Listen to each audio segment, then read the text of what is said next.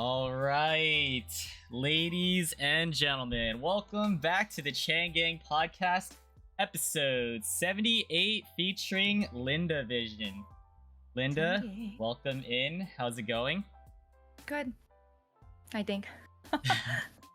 Thank you so much for being willing to do this. I finally got you on after, almost 2 years. Not bad. Serious, it's been a while.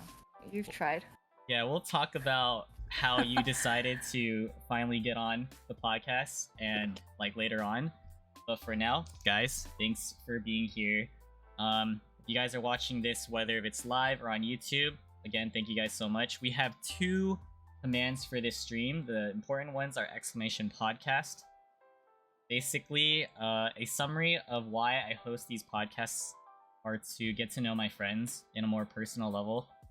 And exclamation guest is going to be a direct link to Linda's Twitch channel. So make sure to drop follow, say what's up. And without further ado, we're gonna get started. Alright, Linda. Feel free to introduce yourself and talk a little bit about your hobbies and interests. That's hard. Introduce myself. Hi, I'm Linda. I never know what to say when people say introduce yourself. Yeah, I actually don't know what to say. So what When I have are to your introduce hobbies and interests? Let's start with that. I guess hobbies now would be, I don't know, gaming, streaming. I still enjoy reading once in a while. I can't really say I have a lot of hobbies just because I tend to find interest or curiosity in whatever kind of gets thrown my way, I guess. Mm-hmm. Yeah. How about for your personality? Who is Linda? What are you like? I actually get asked this question a lot on stream, and I never really know how to answer this either. I'm very aware of who I am, and yet at the same time, I can't really tell people that I'm, this way, that way, I'm, this person. I guess I'm pretty, as real as it gets. I'll tell you straight up. I don't really have a personality where I'm gonna beat around the bush or try to be nice about something if I feel like it's something you have to know. I would like to say I'm a pretty nice person. I mean, I could be a bitch, but I mean, in general, I'm pretty nice, even though I don't come off that way or seem that way. I'm friendly, even though I don't look it. I don't know. I can't really. It's really hard to say, what kind of person I am. Yeah. It's really hard. It's okay. I think that was pretty good. And I feel like as you talk more about yourself in your life, people will kind of have their own opinions, and then we'll see. So, how about specifically, do you feel like you're more of an introvert or an extrovert?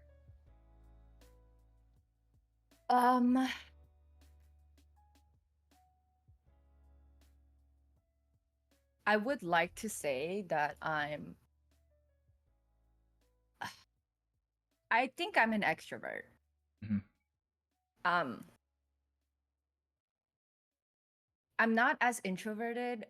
I'm more extroverted, but I can be like an introverted extrovert, if that makes sense. Yeah. I do enjoy my time alone. I don't mind doing things alone, but in general, I don't mind people, chaos, being outside, being in a loud, open area. If that makes sense. I'm an extroverted introvert, introverted extrovert. Kind of like I don't know. I can work too, both yeah. ways. Yeah. Yeah. All right, let's talk a little bit about your background. So talk about, I guess, to whatever you're comfortable, where you grew up and what was, I guess, your life like, a gist of it, just growing up.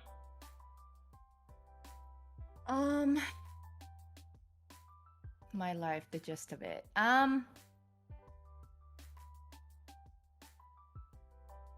I think my life was relatively. I can't say I had an easy life, although to some people my life would have been fairly easy. And then sometimes when I talk to people about what my life was like, some people are like, "Okay, you had a fairly hard life," but then I don't really think so. Um, my life, I would like to say, was fairly enough for me to handle, just overall. I can't say it was the easiest. I can't say, you know, nothing ever went wrong. But if I look back at it now, I don't think it was ever anything I couldn't handle. That makes sense. We'll get into the details of it. So with whatever you're comfortable sharing, what's like what's your ethnicity? What was like your family, I guess, culture like, and the people that you surround yourself with? I'm Korean. I was born here in Cali, in Orange County. I grew up in LA most of my life.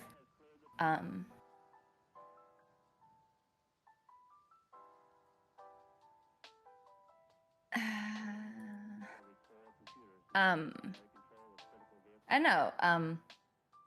When it comes to my age, a lot of people are like, okay, like, I feel like a lot of people in real life, when they see me, they kind of know how old I am. A lot of people, after I started streaming, surprisingly couldn't guess how old I was, which was very interesting for me. But then again, when you look at it through a screen, it's completely different. True.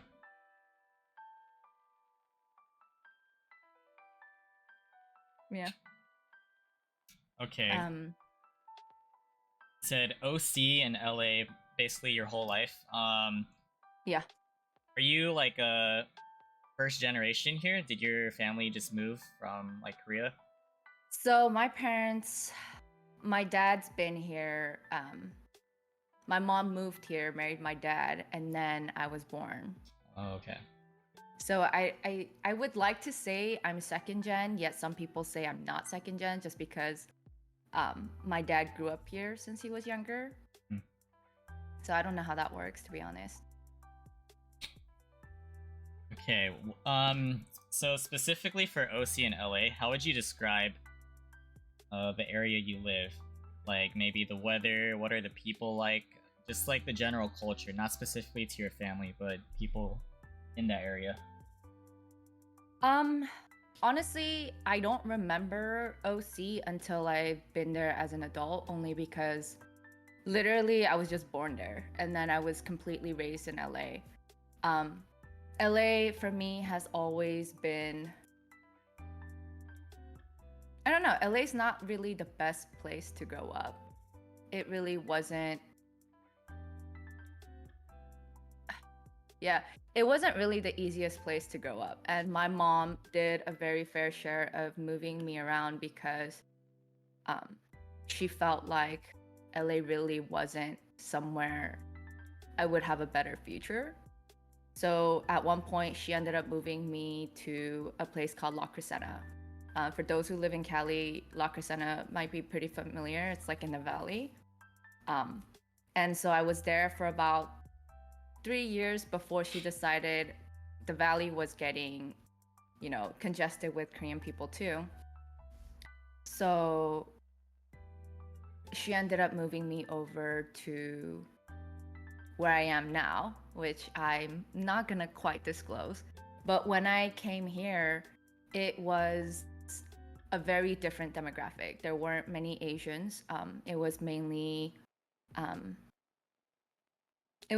just white people. The demographic here, it was mainly white people. And so when I first came, it was kind of hard for me because I wasn't used to being around so many white people. Because LA has a lot of Asians, the Valley has a lot of Asians.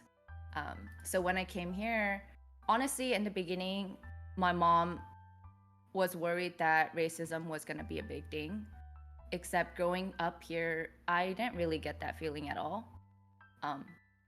And when I first started school here, my best friend was actually half white and half black. So for me, the whole racism thing was never a problem. So I guess I adjusted pretty well. Yeah.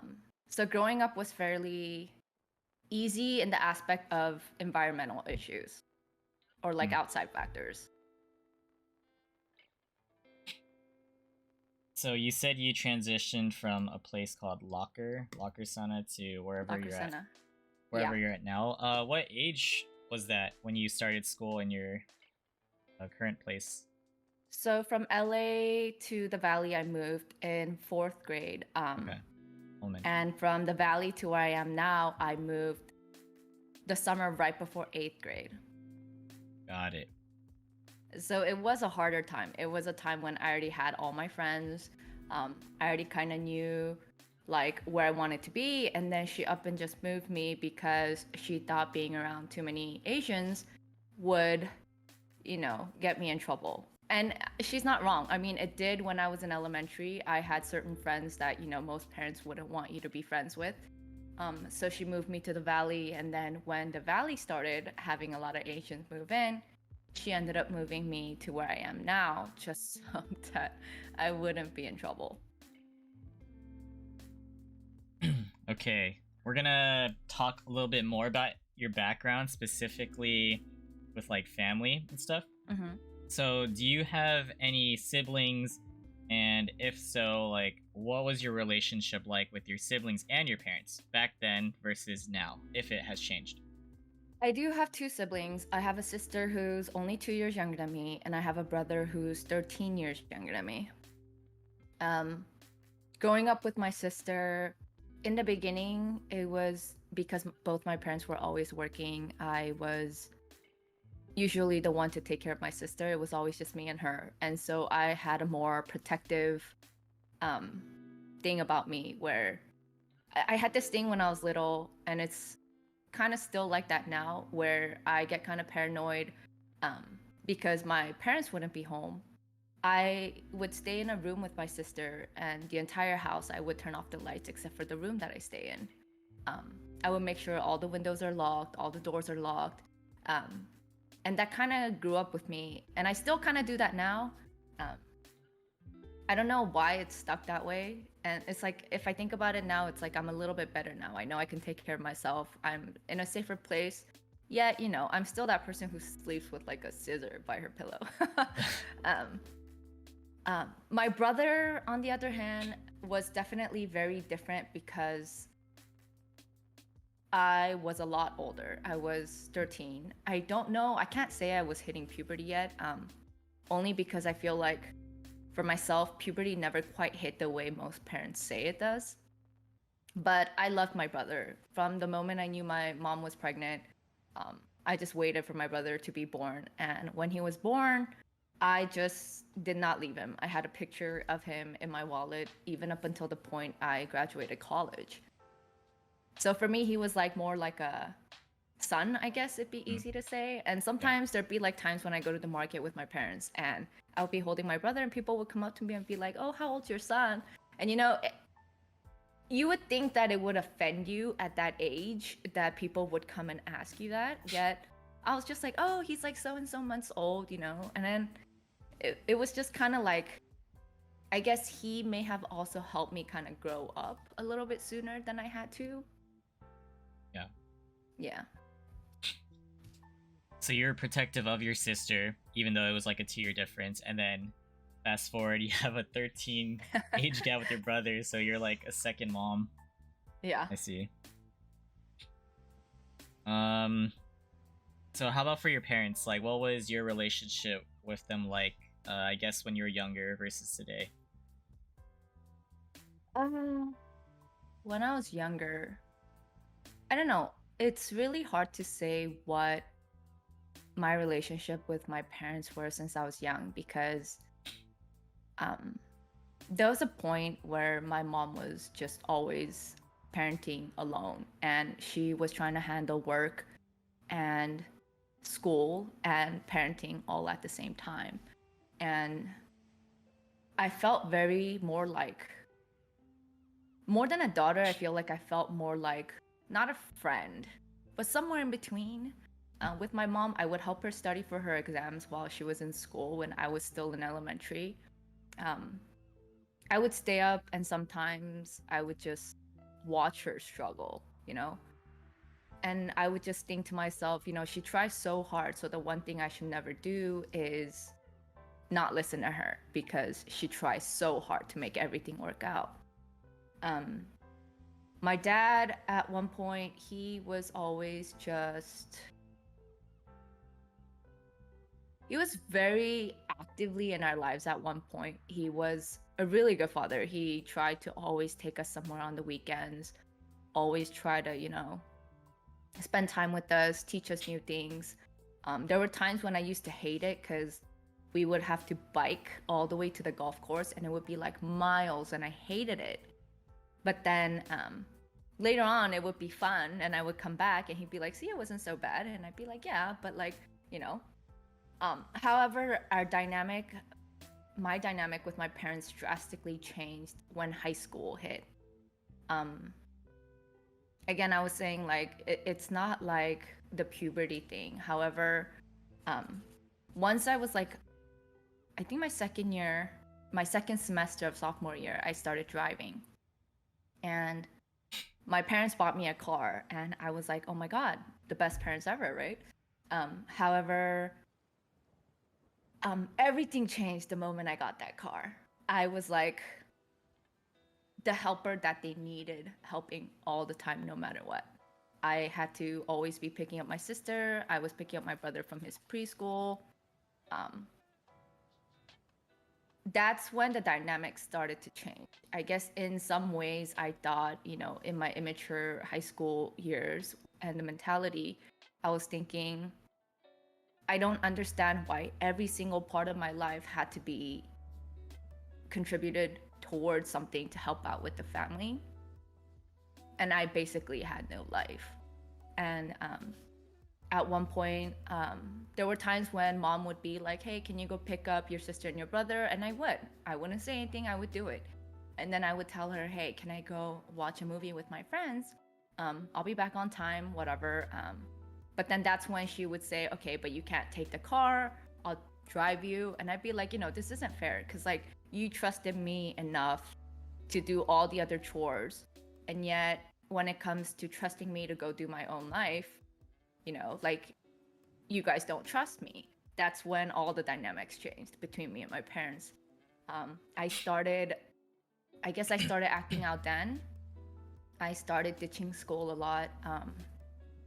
I still cared about school. I'm not sure if I think about it now if I did it in spite of my parents, but I still liked school. I still knew I needed my good grades. I still cared enough to get good grades, but I ditched school like almost all the time. I stopped answering my parents' phone call if, you know, it didn't seem like it was urgent. I snuck out at night a lot to go drink with my friends. Yeah, so I guess as I started resenting my parents, I started acting out in a way which made them feel like, hey, like what happened to you? Like you were never this kind of kid. So they started changing the way they act toward me, which made them more strict, which made me resent them more. And it only led me to act out even more. So I can't say now that I'm proud of what I did back then, but I did cause them a lot of headache, I have to say. Yeah. I wasn't the nicest kid back then. I see. Thank you for the overview of that. So, just to be clear, were you guys all living in the same household as a family growing up? Yeah. Okay. Yeah, so it seems like they pushed you to the edge, kind of, and then that led to the rebellious stage, and it was like fire with fire clashing, just getting worse. Yeah. That's also, basically what also happened. sounds like you were forced to grow up fast to become independent quickly. Only when needed, right? Yeah. It's like when they That's needed tough. me to grow up, I had to grow up. And then when I kind of still wanted to just, you know, have my life as a teenager, it wasn't okay to have one. So yeah, there's no I think balance. I tried to do my fair share of trying to experience that. Mm-hmm. Yeah. So whenever I guess you acted out, how would your parents discipline you? Um, in the beginning, a lot of the discipline was like you can't hang out with your friends during the day. It's why I think I started to sneak out at night. Yeah. At first, my parents didn't notice when I did. It even went so far as like I would take my parents' car out. Um, I would literally have like the most interesting ways. I would, turn on the car just a little bit, and then I would put it on neutral so it goes down the driveway so they can't hear it. And then Wow. once it's on the street, then Yeah. I would turn the engine on and I would drive out. Hmm. Um, uh, I would come back by like 4 a.m. or something, just so I know my parents are still dead asleep. Because sometimes my mom would wake up early, but even if she wakes up early, it'd be like 5:30. So I would come back by like 4 a.m. And I know I couldn't go through the front door because I would come out through the front door, but I can't go in through the front door because of my dog. So I used to leave a window downstairs open, just enough so that my parents think it's closed and locked, but it wasn't. And I don't know if you guys know, but like the windows, you guys could remove the screens, and if you leave the window unlocked, you can open the window. So I would climb back in, put the screen back on, and lock the window, and I would go upstairs and just knock out until I wake up for school. Um, I think later on, it came down to the point where one time I snuck out to go drink with my friends, and it was after exam. So I had 2 exams, like 2 days. And so me and my friends, we barely slept because we actually studied. Like I said, I still cared about school. We studied, I stayed up most of the time, and then we snuck out that night to go out to drink. So I decided I'm gonna be the DD because I have a tendency not to trust other people driving. And so I drove. We went drinking like an hour away from where we are. We would drink. I would come back. I dropped all of them off at home. And literally 5 minutes away from home at one of the intersections, I was getting so sleepy. So I rolled down the windows, turned on the AC, blasted the music. And then I remembered the lights turned green. And so I was driving, and then the next thing I remember, I woke up because I woke up with like a bang. I hit a tree. I woke up and the car was like rolling over. And at that moment was like instant panic. I was like rolling in my car and I didn't know what to do until the car stopped. And then I undid my seatbelt. I tried to open my door, but it wouldn't open. That's the moment I started to freak out. And luckily, there were 2 men outside who helped open the door, got me out. And this woman was like, "Hey, are you okay? We saw your car flip." It was like 6 in the morning, and so people were like on their way to work. I asked her if I can use her phone. And the strangest thing is, I didn't call my parents. I called my friend that I just dropped off and said, "Hey, I just got in a car accident. Can you come get me? I think I'm going to the hospital because this lady called the ambulance." And in our area, there was only one main hospital that we all go to. So I got taken to the hospital in the ambulance, although I felt fine. And when I got to the hospital, my friend came and she stayed with me. And it was really weird. If I think about it now it was like horrible. But I guess the nurses told me the cops called my parents because, well, I didn't. And I was like, oh shit. Like, okay, by the time mom and dad comes, at least they'll be happy that I'm okay, right? So I was talking with my friend, just laughing because I felt fine. And then when my mom came, she was so pissed. She was so pissed because I was okay. And so she just like looked at me, she got pissed, she left. And then later on, like I called them and they wouldn't pick up. And I was like, okay, my parents don't give a shit about me. But around the time that I was supposed to be discharged, the nurse came and said, "Hey, we called your parents to discharge you." And my mom came. And then she literally did not say a word as I got dressed and we left the hospital. But outside at the hospital, we sat down on a bench and she's like, I don't even know what to say to you. And I was like, well, I don't think you care enough about me to say anything. You just literally left me at the hospital. You didn't say anything. And she was like, when the cops came to our door at that time in the morning and told me that you got in a car accident, I literally thought something horrible happened to you.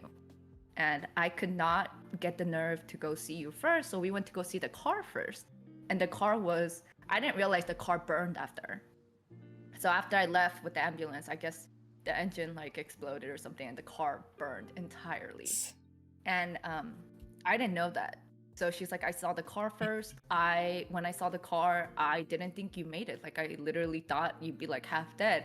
And I come to the hospital and you're perfectly fine, laughing with your friend.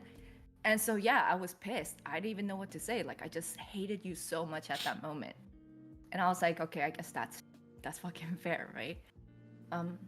So she just like took my hand and we went into the car and she took me home and we never talked about that ever again. But then I think since that day, I had like a new respect for my mom. I don't know why I'm crying talking about my mom, but that was like the day I had like a completely new respect for my mom because I realized parents don't say things that they want to say, right? But you know, they're always there. They just never really say anything, and that's I think it suddenly crossed my mind that all those days that I spent trying to be like a rebel and like, you know, skipping classes and whatever, I realized I was so fucking stupid because my parents always cared. It's just I never really thought they did because I was so stupid and immature and I guess, you know, in my own way, puberty, right? So yeah, I think since then I have always been like I've always tried to be the good daughter no matter what. Yeah. And I don't think I've ever changed that. Even now. Wow. That is a heck of a story. It wasn't the first scare for my mom though. I scared her after that too. You know, it's interesting how our thoughts and, you know, what we try to tell ourselves that we're going to commit ourselves to never last so long because after that I gave her a couple more scares. But like after that point, when you were kind of going through that rebellious stage, even though you kind of had that moment where you had a different, you know, image of your mom, were you still kind of acting out and just kind of going through that puberty? No. That was my last semester of senior year when that happened. Oh, I see. As soon as I graduated, I left home. And it wasn't because, you know, I hated my parents, but I was waiting like literally for the day I can leave and just be my own person. Because like I said, most of my teenage years was spent just doing things for my parents. So I could not wait to leave, so I left. Except in leaving the house brought a whole lot of other stuff that I did not expect to deal with during my lifetime. Yeah. Yeah. And out of my curiosity, so when you were just like going through that phase of like being rebellious and stuff as like the eldest child, what was the dynamic like with your sister then, since she's like a little bit younger? Was she also kind of rebellious or was she like the good kid?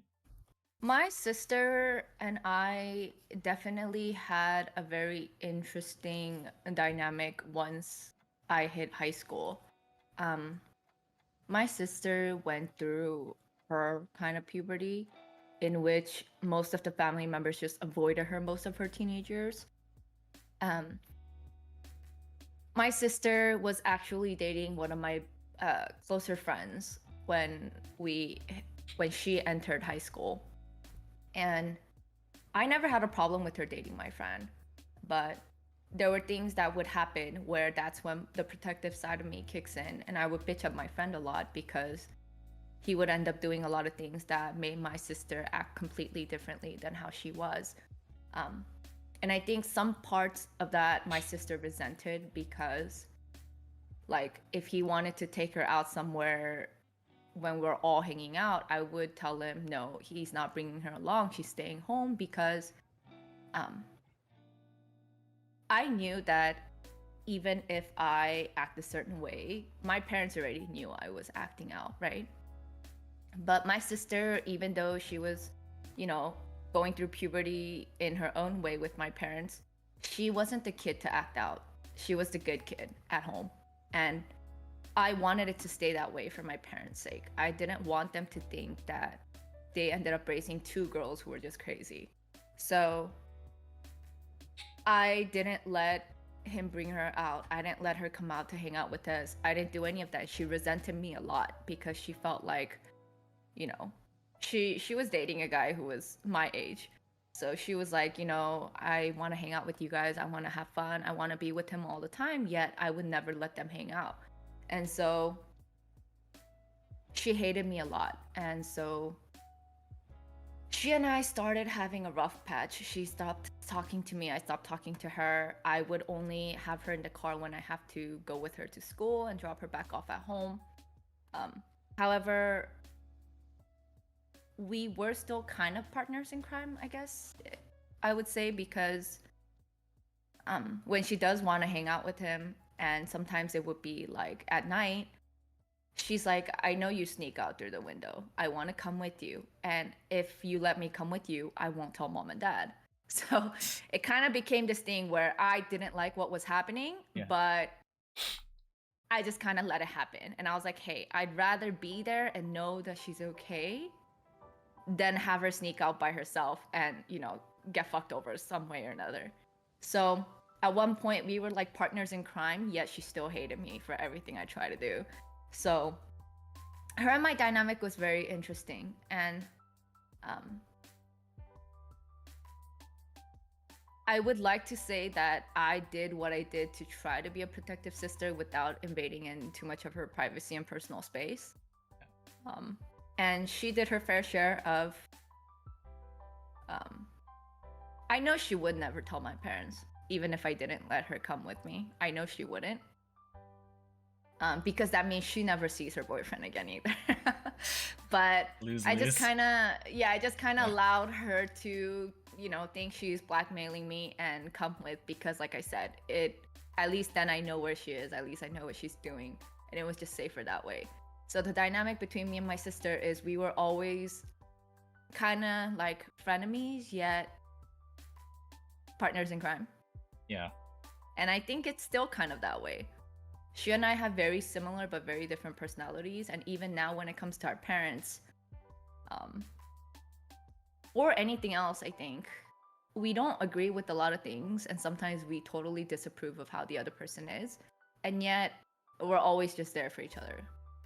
I think that stayed the same. Yeah. Definitely an interesting dynamic where it sounds like you were just like very responsible and very protective, but you didn't want your parents to see her in a bad light. So you kind of took on everything, even if she were to kind of rebel against you. All right. So that was a gist of growing up with your sister. I know your brother was like a lot younger. You mentioned earlier that your dad was a lot more active when you're younger, but what specifically changed with him? Because I know you had like a profound respect for your mom, because she like puts in a lot of work, even taking care of you guys in school and stuff. But what about your dad? So the part I didn't mention is I call my stepdad dad.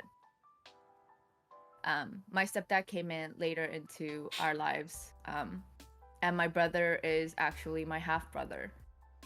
I don't really say that a lot on stream or in my Discord community, only because my brother's a part of it and my brother doesn't know yet. And honestly, as much as I want to tell him, it's not my job as a sister to tell him it's my parents. So in that aspect, it's a whole other story that me and my sister are trying to get my parents to do. But my dad was very active in, being there for me and my sister. And for that, I will respect him completely differently, because it's not easy to help and actually be like a father to somebody else's kids.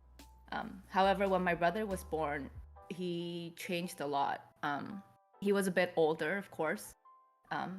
And after working as hard as he had, he started finding different hobbies that he was interested in and was being a little bit more selfish with. So he started being less active in our lives. And frankly, for my brother, he was almost he was present at home, but he was kind of non-existent in the activities for my brother. So my brother just literally kind of grew up alone. My mom was there trying to do what she can, but moms can only do so much. And by that point, my sister and I were already too grown up. I already left the house at that point.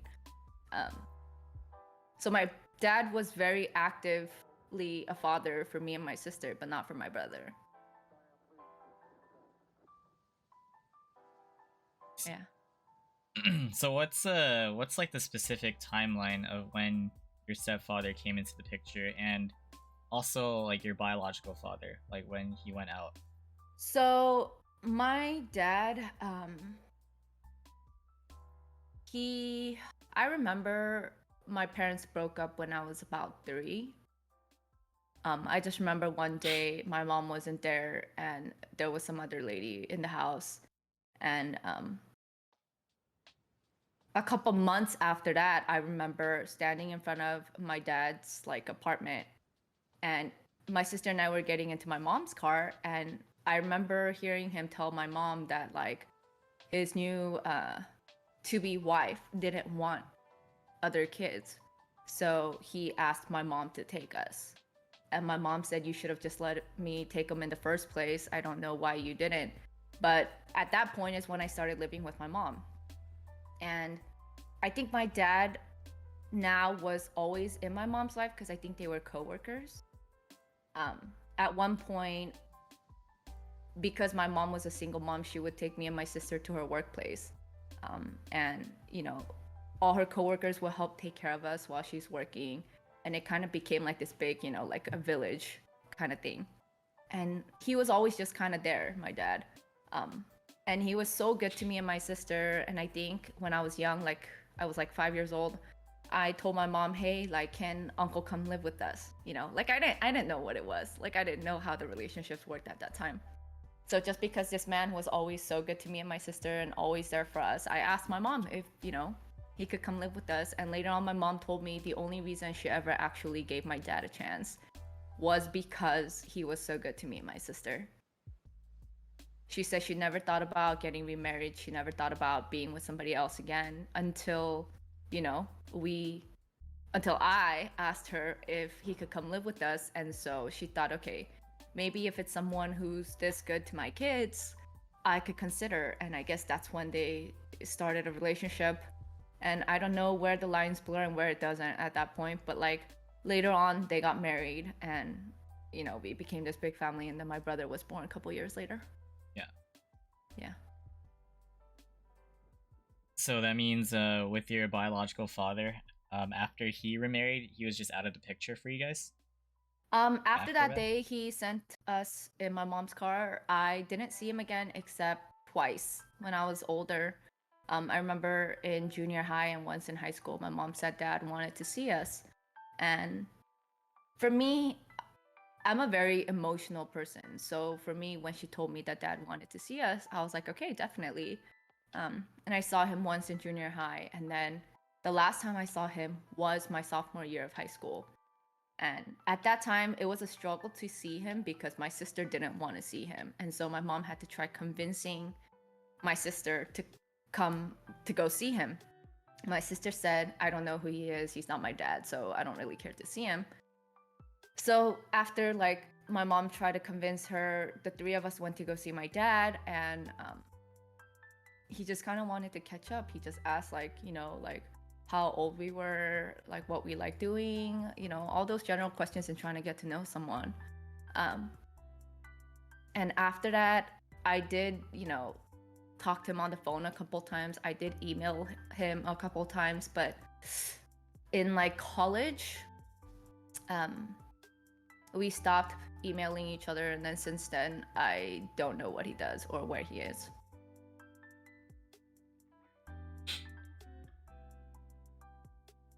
All right, thank you for sharing that. So that's like more of your family history. we're gonna transition to more specific topics about school. I know he talked about how you cared about school, even though you kind of ditched and you were going through that rebellious phase. But since, you know, primary school up until whenever you graduated, how did you perform academically, would you say? Um, I mean, I don't know. Being like that Asian kid in a typical Asian household, I don't even know if I ever like second guessed or had a doubt that I had to perform well in school. It was kind of a given. My mom had this mentality that a student's only job is to be a student, and a student's only job is to always be at school and learning. So she used to joke around that even if I was to die, I should die at school because that's a student's job. So for me, it was a given that I always had to academically perform well. Even through all that ditching, I managed to graduate with really good SAT scores. Um, I went to college. I went to San Diego State with a dance scholarship. And I went in as a literature major, which is very interesting because a lot of people don't take me to be that type. And it's really weird because I was very into literature. But I was a literature major, but as soon as I went into school, I changed to criminal psych. So criminal psychology was my major. Except, however, a little bit down the line, I decided I couldn't do criminal psych because there was a project in school where we have to deal with certain criminals. We're handed a certain criminal to have to study and research and know why they did what they did. And I happened to get, my subject happened to be someone who committed crimes against children. And I just couldn't do it. I always thought I had a strong enough mentality to be able to handle, like, you know, that kind of shit. But when it came to reading on this subject, I was like, no, I don't have the gut, I don't have the hearts to do this. And so I switched over to fashion marketing. And I transferred schools to FIDM. And so I went to school for fashion marketing. Through other personal problems that I let get in the way with my boyfriend, I ended up leaving school in San Diego and I moved up to LA, where I continued to go to FIDM until other things happened and I took a break from school, and then I never finished my last semester of FIDM. I see. So that's like a recap of college. Back in your youth, though, were you involved in like maybe sports or clubs? Like, how involved were you in school? For as long as I can remember, I think I joined about every kind of club you could find in a high school. The main at my time was like this Asian club called Key Club. That was a club that I joined. I was also on the hip hop team at school. It wasn't a specific dance team from school, but it was a separate club that was created. I joined the hip hop club. I was on the golf team my freshman year of high school. And then later on, after deciding golf is not for me, starting from second semester of freshman year, I joined track and field. And I did that all 4 years. What did you do in track and field? I did 100 meter, 200 meter, and long distance, and I did long jump. Oh. And since you were like super involved with like sports and even clubs, what would you say your high school stereotype was? What were you known as? What kind of kid? You know, this is interesting because if I was to look back at myself and put me into a stereotypical group, I don't think I belonged in any of them. I wasn't the kid they would say was a nerd because I never looked like I focused on school or my academics well enough to even be labeled that way. But I also wasn't labeled as one of the cool kids because I cared too much about school and everything else to be one of the cool kids. I wasn't really specifically the athletic type either because other than going to track for just track and, you know, golf for just golf, I never cared about anything else athletically. And like I never went to any of the games at my school. I never cared for any of the other sports at my school. So I can't really say that I belonged in any group in high school. I was not I was just that kid who just could kind of fuse into any of the groups, but I never belonged in any of them. Yeah. Sounds like you Yeah. were at least well known though, or people at least knew of you, right? I guess. I think the reason a lot of people in my class knew me was for different reasons, though. Yeah. Sophomore year of high school, I completely shaved my head. Oh, wow. Yeah, I wanted to know what it felt like. So I ended up shaving my entire head one day after school, and the next day. And honestly, though, while I was shaving my head, I didn't really realize how sad I would be until it was all gone and I went home. And then I was staring in a mirror and I realized this shit I'm never ever doing in my life ever again, unless I had to, because I was curious, but you know, they say curiosity kills a cat. Yeah, that was an experience that was definitely an experience, but if I was told to do it again, I would never. Yeah. I think I was more known in high school because I was that one girl who shaved her head. So what would you say was your highlight or favorite memory of high school then? My favorite memory of high school. That's honestly, I don't know. Like I feel like if I was to, I feel like anybody would say the same. If anybody was to go back to high school, they're 100% sure they could do it so much better, right? But if you were, I mean, you're asking me, my highlight memory of high school, I would say, I don't think I have one. That's fair. Yeah, I don't think I have one. I can't say there was like a time in high school like, hey, this shit I will remember forever. I mean, I remember everything from high school. I just don't know if it's like a memory because, you know, I never want to forget, or if it's a memory because I can't forget, you know? Mm-hmm. Yeah. Would you say you're still close to a lot of people from high school? No. Only because, like I said, I never really put myself in any of the actual groups because to be placed in that group, I didn't really 100% belong. A lot of the close friends that I had in high school, later on, I realized weren't good for me. Like, as much as they seemed like they were good for me at that time, I knew in the long run they weren't good for me. So those kids I stopped talking to altogether. And the ones that were really good kids probably stopped talking to me at one point because I was probably the kid that they felt like wouldn't be good for them in the long run.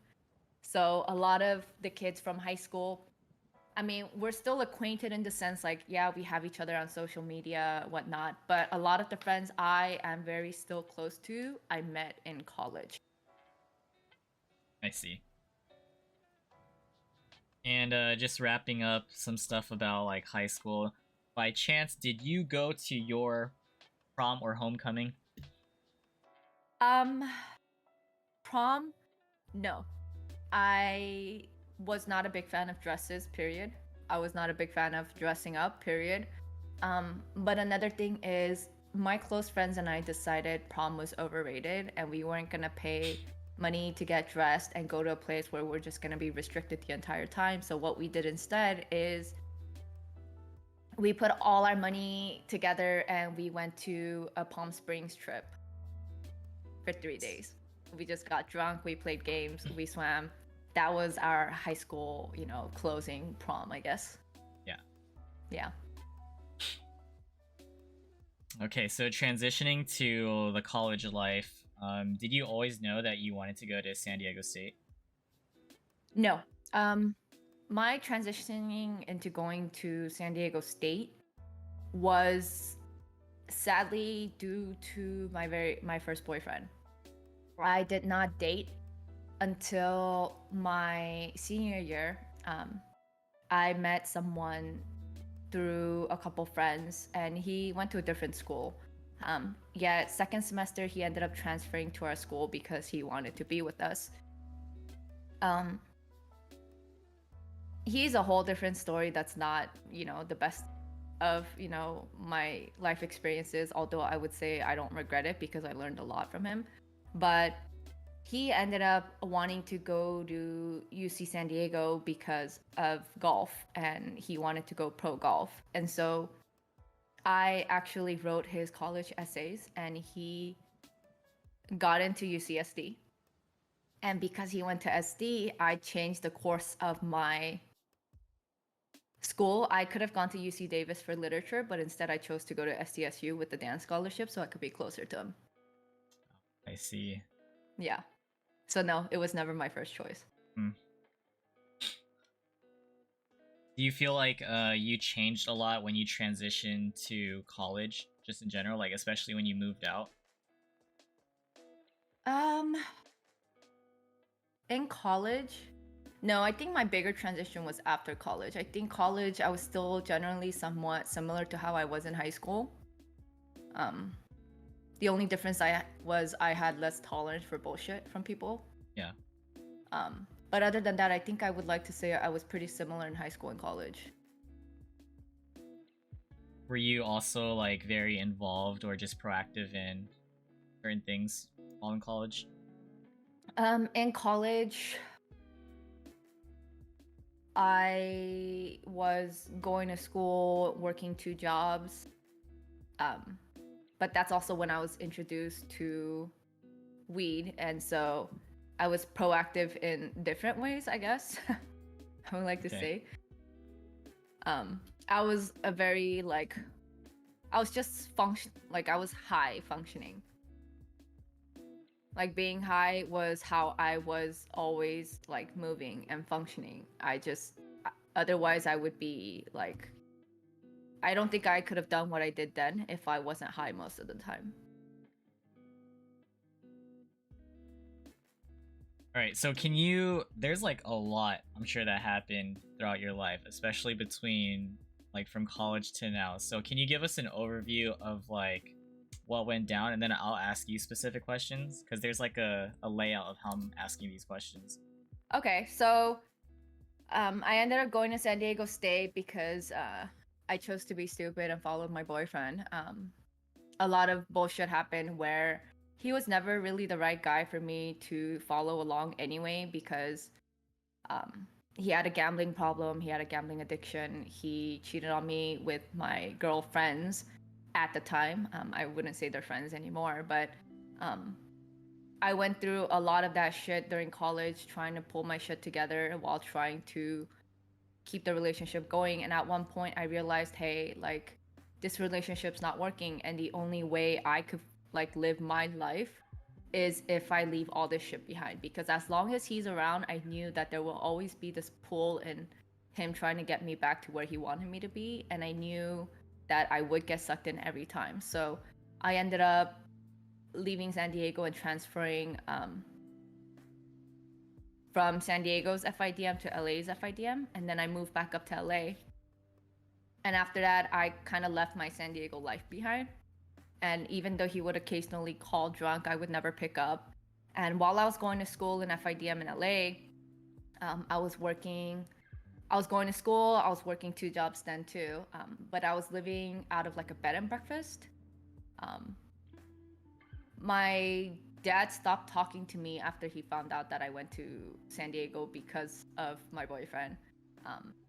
My mom would call me sometimes, and she'd be sad, but we would talk behind my dad's back, because my dad was so mad at me. He didn't want me to come home. So instead of coming back to my parents' house when I moved up to LA, I kind of lived out of a bed and breakfast, where I would just like go to sleep, and other than that I would be working 2 jobs, going to school, and that's where I ended up finding different friends who asked me if I wanted to room with her. So I started to room with her, and that's where I guess my transition to my adult life began.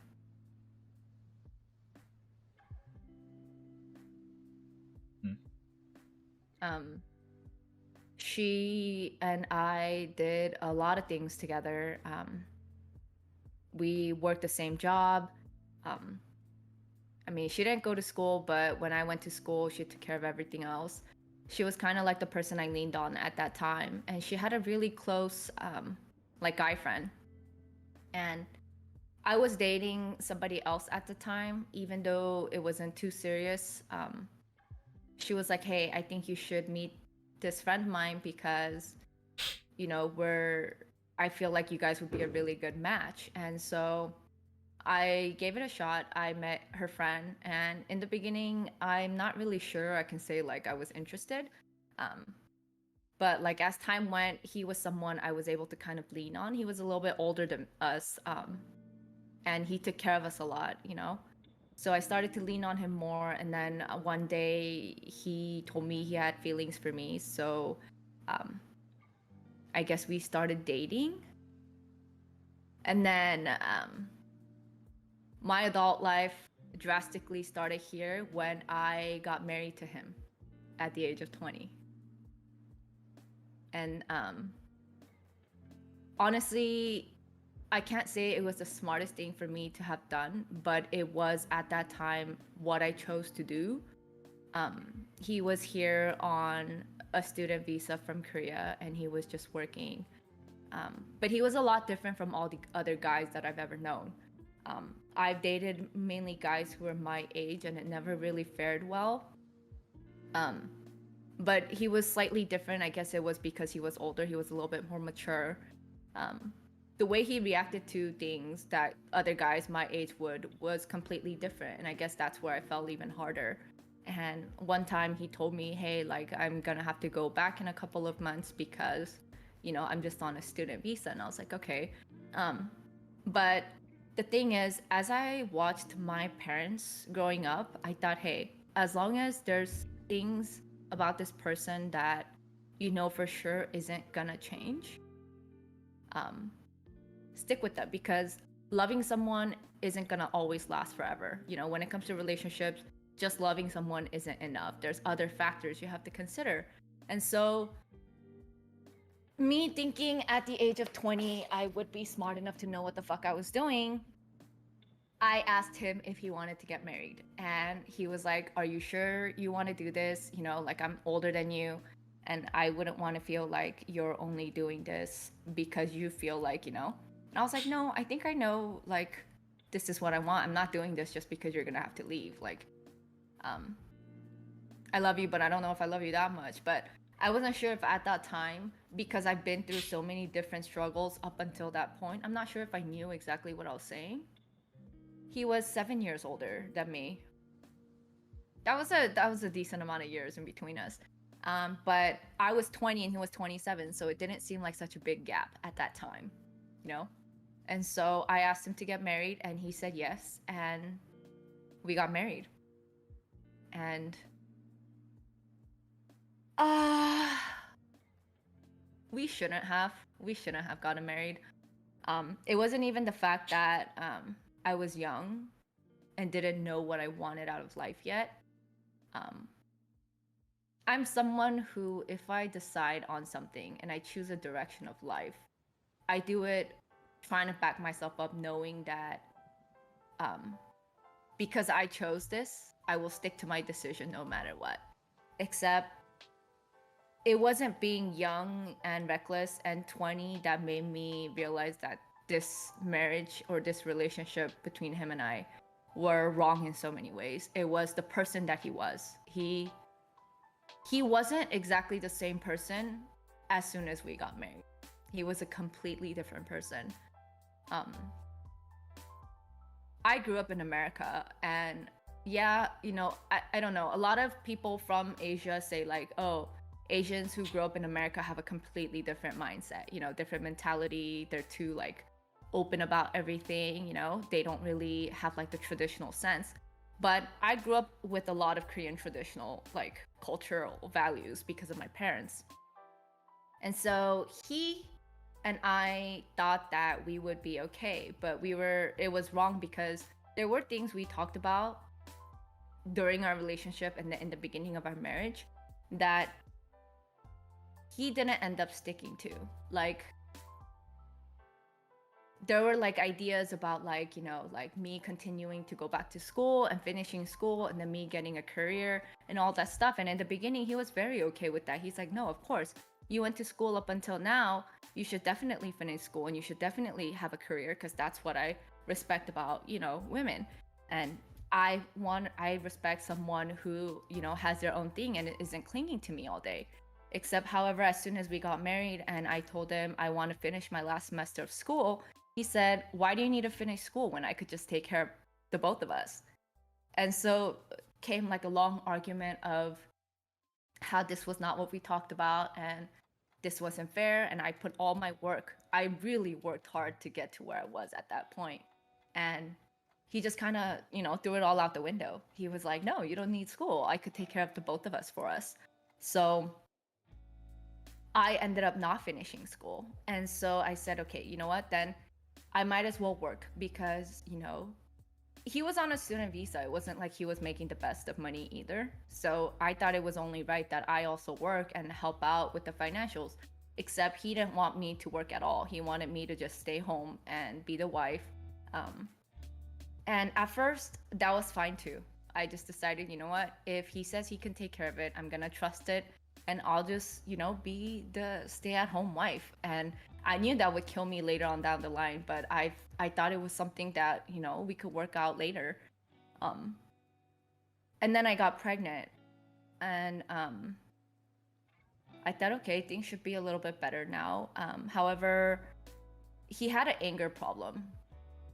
And so there were like things that we would randomly argue about. And one time he got mad about something. I don't even remember what it is now, but he got mad about something. And literally in my pregnant state, he pushed me down onto the ground before. And at that moment, I think it was the first time I was so shocked. I think it was the first time I decided, what the fuck did I get myself into? And he stopped for a second. I think he realized what happened. And he got down on his knees and he was like, I'm so sorry. That shouldn't have happened. Like, are you okay? Is your stomach in pain? Like, and I was just like, no, I'm okay, but I need to leave. I need some fresh air. Like, I need to leave the house. And then when I told him I need to leave, he got mad all over again. And came that second push. And literally after that push, I was just on the ground and I was just crying out of my mind. Like, I was just like, this is all wrong. Like, I think at that point I wasn't crying because I was like scared, or I think I was crying because for the first time I knew that I made a mistake. I think that was that moment. I think I knew I would probably not be able to turn back what I got myself into. But, you know, we just kind of somehow worked it out. He apologized over and over again.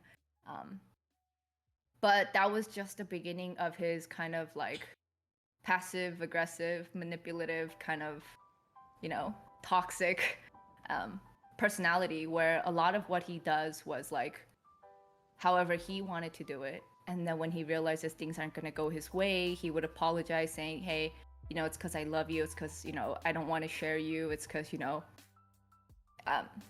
he was very possessive and territorial, not in the greatest of ways. And it was always just masked by the excuse that it's because he loves me. And I knew it wasn't right because a lot of this personality trait I saw in my first boyfriend. And so I knew it wasn't going to be good for me, but we were already married. And like I said, when I choose to do something, I like to stick by it and see it all the way to the end, only because I know I made that choice and the only one who could be responsible for it is me. So I stuck it out, but a couple weeks later, we found out I had a miscarriage. And we decided we're gonna have this long talk about what's gonna happen in the future, because things needed to change and I needed them to change because this could not be what I saw my marriage as. And so we both talked about it, and he said, yeah, no, I'll change. This is not who I am. And then a couple months later, I got pregnant again. This time, things I thought would be better, but they were different. What ended up happening was we went to Korea and he came back to America. We came back together to America with like this, he had this business idea. And we came back, except while we were in Korea, his friend who was supposed to take care of his business here ended up kind of scamming him, I guess would be a good way to put it. So he lost everything he put his money into for this business. And the money he put into the business that we were bringing back from Korea wasn't enough. So he ended up getting a partner. And so he started this new business, yet it didn't exactly go the way he wanted it to go. And so we kind of ended up getting really broke. And so because I was pregnant, my mom suggested we come live with her. And she's like, I know it's not the most ideal. And him being a typical Korean guy, like no guy wants to marry a girl and then end up, you know, being in a situation where they have to move into her family's house. And I get that. But we ended up moving into my mom's house, and I thought things would be better just because we had more time to get back on our feet. Me being pregnant again at this time still, I tried to think of everything positively. I didn't want to have any other stress factors possibly leading to a miscarriage again. So I played the middleman. My parents were kind of disappointed in the fact that even though we were living at my mom's place, and my parents knew that he probably isn't in the greatest mental state, knowing that we had to move into my parents' home. They try to be nice about it. They try to, you know, be a family. Except he was in a bad mental place. He didn't like the fact that we were at my parents' place. He felt ashamed. So even though I was pregnant, he was horrible. He was always angry. He was always stressed out. He was always bitching at me about something. And if my parents wanted to do something together as a family, he'd be like, you know, I really don't feel like hanging out with your parents right now because, like, how could I, you know? And so one day I sat down with my mom and I was like, hey, you know, he's kind of going through this thing where he feels like, you know, he can't be a family because, you know, it's something that he's ashamed of. And she was like, no, I get it. But you're pregnant. His wife is pregnant. You guys are trying to start this life. If anything, being here should help you guys, you know, get back on your feet. If he's actually as sorry as he is to you for what's going on with your situation, he should be better with your family. He should be trying to hang out with your family more. He should be showing us that he is there to take care of you, whether, you know, even if it's not financially, at least like mentally, emotionally, physically being there for you. But he's not showing us that either. So I feel like what he should be ashamed of isn't the fact that you guys are living here at this age or, you know, after being married. It's the fact that he's still so full of pride that he can't get over his own shit, you know? But, you know, we ended up somehow making it all work, and I ended up having my first. And then he and I ended up moving out because we were able to get back on our feet, and we moved to an apartment in LA again. And he would go to work at like 6 in the morning. So I would wake up, I would pack him lunch, he would go to work, and I would start my day being a mom. And I would be with my son all day long, you know, doing whatever I'm doing house stuff. He would come back home, and the first thing he would always do is, because he's always just so tired, he would just wash up, eat dinner, and then just watch TV the entire time until he goes to bed. We literally had no relationship, if you really, you know, I was just kind of like the maid of the house who was also watching our child. And yet, he was just a guy who went out, made money, came back home, and that was just kind of how the marriage was going. Like, he and I had absolutely no relationship.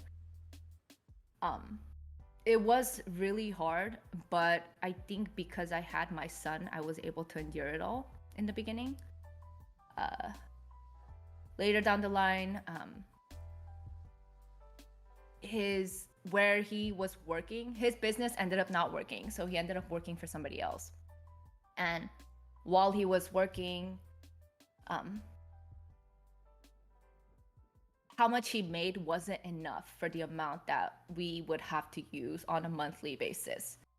And so I ended up getting a job, but the job I ended up getting wasn't a job he liked. I ended up becoming a bartender. And it's true. If honestly, if I think about it now, I may have been able to do something else.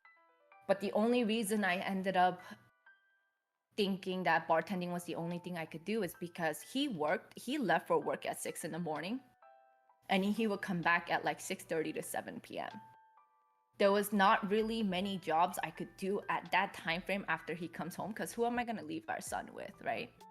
So I honestly believe that kids up until a certain age needs their parent to be there. So there weren't many jobs I could find after like 7 p.m. So the only thing I was able to do is a friend of mine introduced me to her friend's bar. And so they were like, hey, we're always looking for bartenders. If you want to come work, go ahead. So I ended up going as a bartender. But like I said, he was very prideful and he hated the fact that I was a bartender. First of all, he never really let me see my friends or let me go out because he was possessive and territorial, and whatever his reason for not letting me do anything was. He didn't like this. But in the end, after almost having to just practically fight about it, I told him this is the only thing we could do to be able to pass every month without struggling. Like, we have a child. Like, we can't just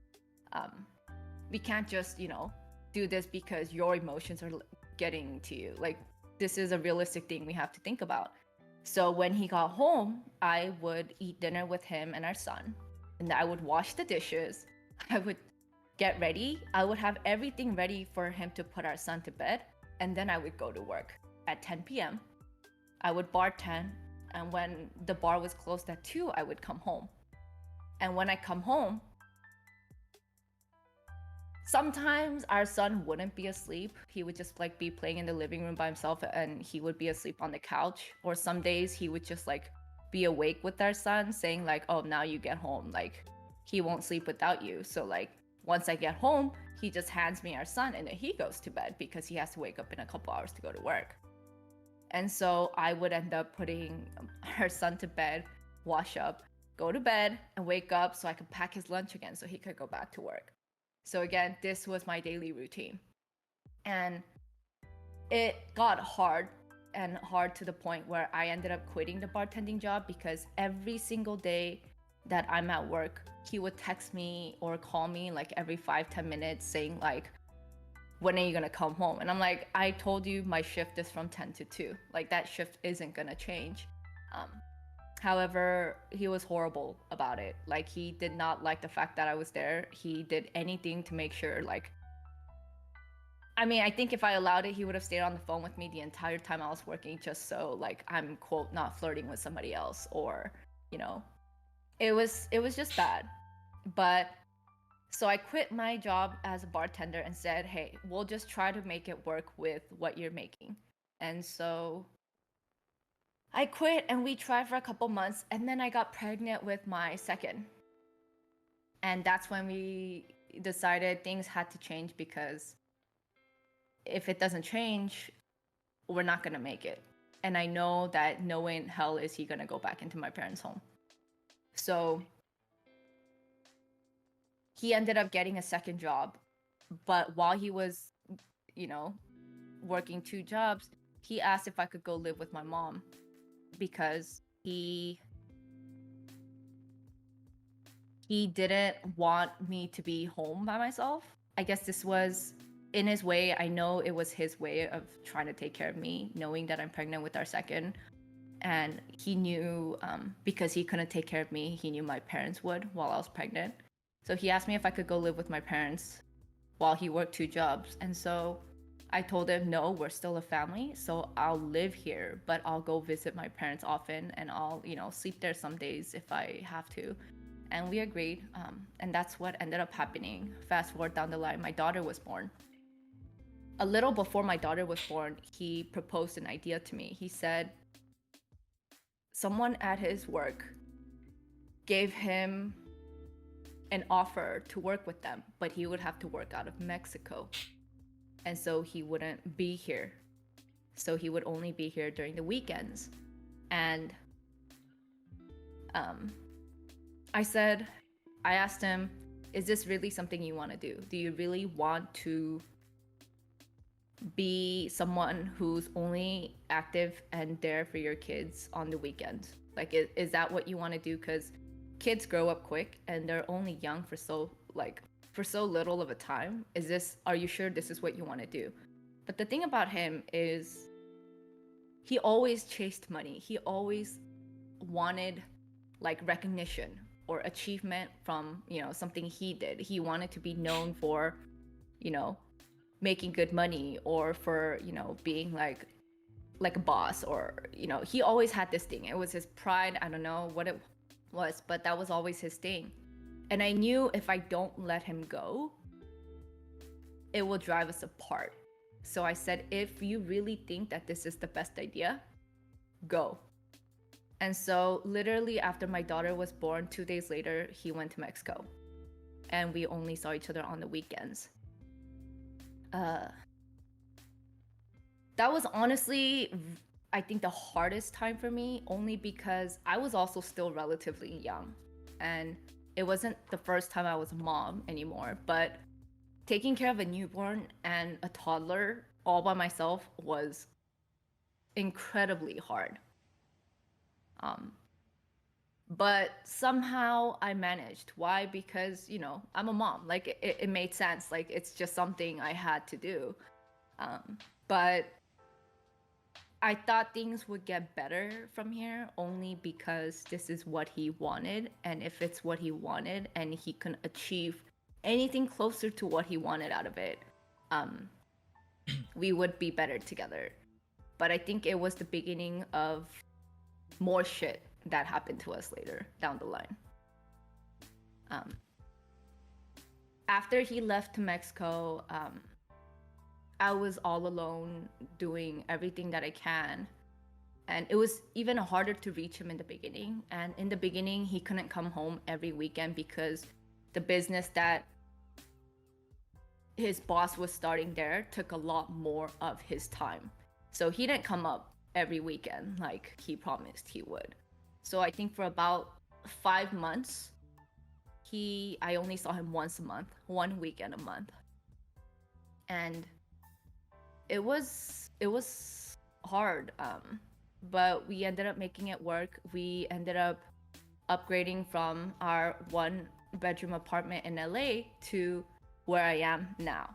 We moved back up to where I grew up because we decided this was the best place for a child to grow up. So we moved up to where I am now. And we at first moved to a 1-bedroom. He said, let's move to a 2-bed, but I said no.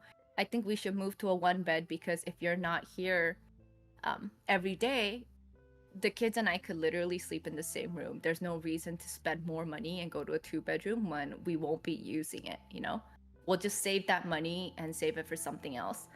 And so that's what we did. We ended up going to a 1-bedroom, and time went on. It was like the same thing. He would come up every Friday night, like around 11 p.m. The kids would be asleep. He would just knock out after taking a shower. Saturday comes around, he would be too tired, so he would be watching TV on the couch, and then he would fall asleep. And kids being kids, they're so little, they're like playing in the living room and they start getting really loud, then he would yell at them to be quiet because he's sleeping. And at first I didn't say anything because I understood, like, the drive from Mexico up to where I am is quite a drive, and he had to sit through like traffic on Fridays. So I understood like where he was at, but at a certain point I was like, hey, like, you can go sleep in the bedroom. Like, there's a bedroom for a reason. Like, the kids are gonna play in the living room because it's the fucking living room.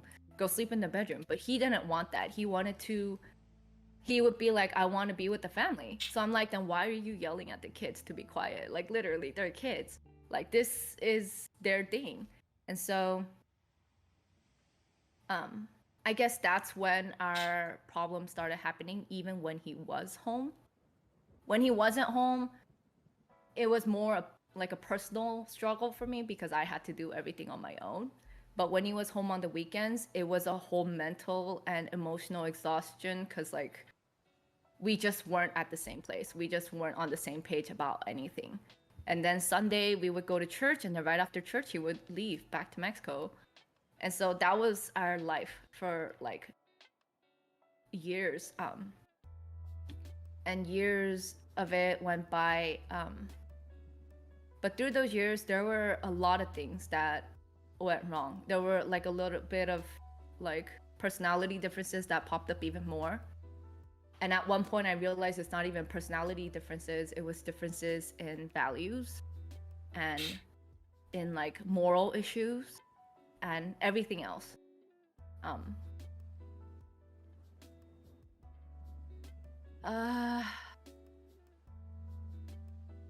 Those, I mean, I feel like if I was to talk about things that would go down, it would probably end up making me so angry again to the point where I would probably just cry, because it's not even that it makes me sad anymore. It just makes me so angry that I put up with it for as long as I have. I think at a certain point in our marriage, I knew it was never gonna work out. Like I just knew, like he and I just, no matter how much I try, we would never work out. And one time I asked him, hey, is it possible that we take couples therapy? Because I feel like we need it at this point. And he said, I don't think we need couples therapy. There's nothing wrong with us. And I think at that moment, it occurred to me that either I'm wanting too much, or this man does not know what it means to be in a relationship with someone, because there was a lot of things wrong with us. And the fact that he didn't see it meant no matter how much I try, it was never gonna work. And like I said, I wanted to make sure that I did the best I can, did everything to the point where I knew it just, there was nothing else to do. And but he said we didn't need therapy because there was nothing wrong with us, so it's not like I could force him into it. So we just kept living the same life, like as if nothing was wrong. And the thing that hurt me most, I think, is because in front of everybody else, he acted like the perfect husband. He, like in front of other people at church, he would always act like he's taking care of me first, making sure, you know, I have my lunch, or, you know, making sure, like asking me, hey, like, do you need help with the kids? But then that was not who he was when we were just on our own. And there were a lot of times he would like host little parties. Like he would ask like certain members at church who were closer in our age group, and like he would ask them, hey, like Friday when I come over, I'll bring like seafood up from Mexico, like let's have a party. I would prep everything in the morning. With two toddlers, I would prep everything that we need to prep for what he wants to make that day for the party. And he comes home and then he just makes the food and then serves it. And it's like, you know, people will be like, oh my God, you must be so lucky you have a husband who just like cooks you food all the time. And that shit used to piss me off so bad, because he would never, it's not even about me wanting him to like say, oh, you know, like Linda helped with this or Linda helped with that. It's not even the acknowledgement that I needed. It's the fact that he never ever, I don't know if, like, if I think about it now, I don't know if he just didn't know it himself, or if he really thinks he was just the only one who was contributing to everything. Because when people are like, oh my God, you must be so happy that your husband always cooks for you, he would never say anything. He would just take the compliment and be like, no, you guys know, to stop. Like, it's not a problem. Like, I'm with two toddlers all day trying to prep everything for him while watching them, while cleaning the house because we're gonna have people over. All he did was put the dishes together, and he's like, no, stop it, guys. Like, and then these people are saying, like, they're saying I'm lucky, right? So that shit used to make me so mad. But then at one point it made me horribly sad, because I mean, some people might think it's petty that I remember this, but it's the little shit that gets you guys.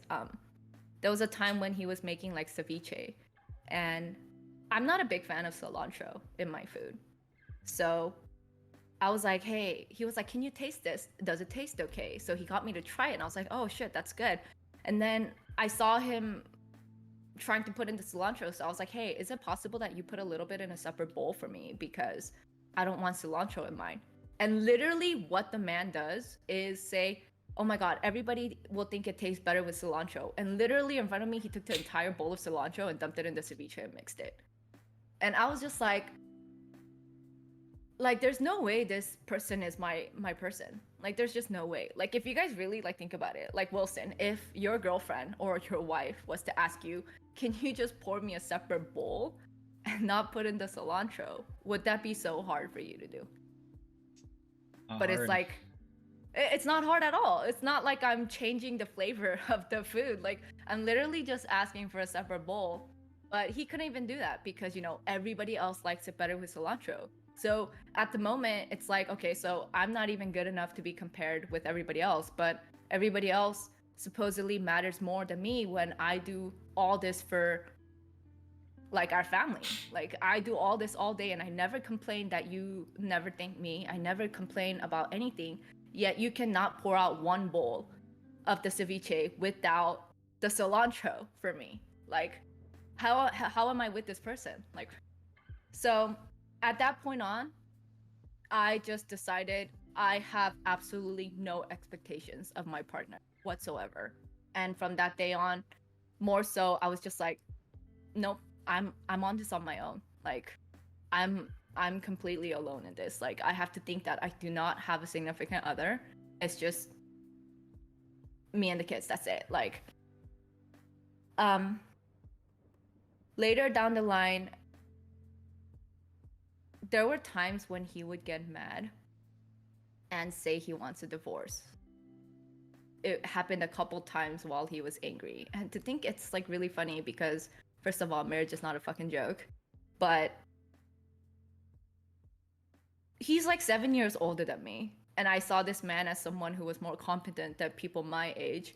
And every time he's angry, he throws the word divorce out like it's nothing. And then there was this one day he was bitching at me about something and he took the kids out. He's like, I'm just taking them to the park. And he took the kids and he went to the park. And that's the first day that I sat there on the couch looking out my balcony. And for the first time, I thought about how it would feel if I just jump off. And that's when I knew. At the moment, I didn't know that I was thinking it. But then as soon as I realized that I was thinking it, I realized something has to change because I was not that kind of person. I was never someone who believed in giving up. I've been through a lot harder shit and I never gave up. But I don't know what it was at that moment. He took the kids out and I was just sitting there staring out my balcony and I was like, I wonder what it would feel like if I jump off. And I was like really calm. And I think that's what scared me more. I was so calm. And then I remember thinking, I'm not gonna die. And if I don't die jumping off the second floor, then I'm just gonna end up more miserable than I am now.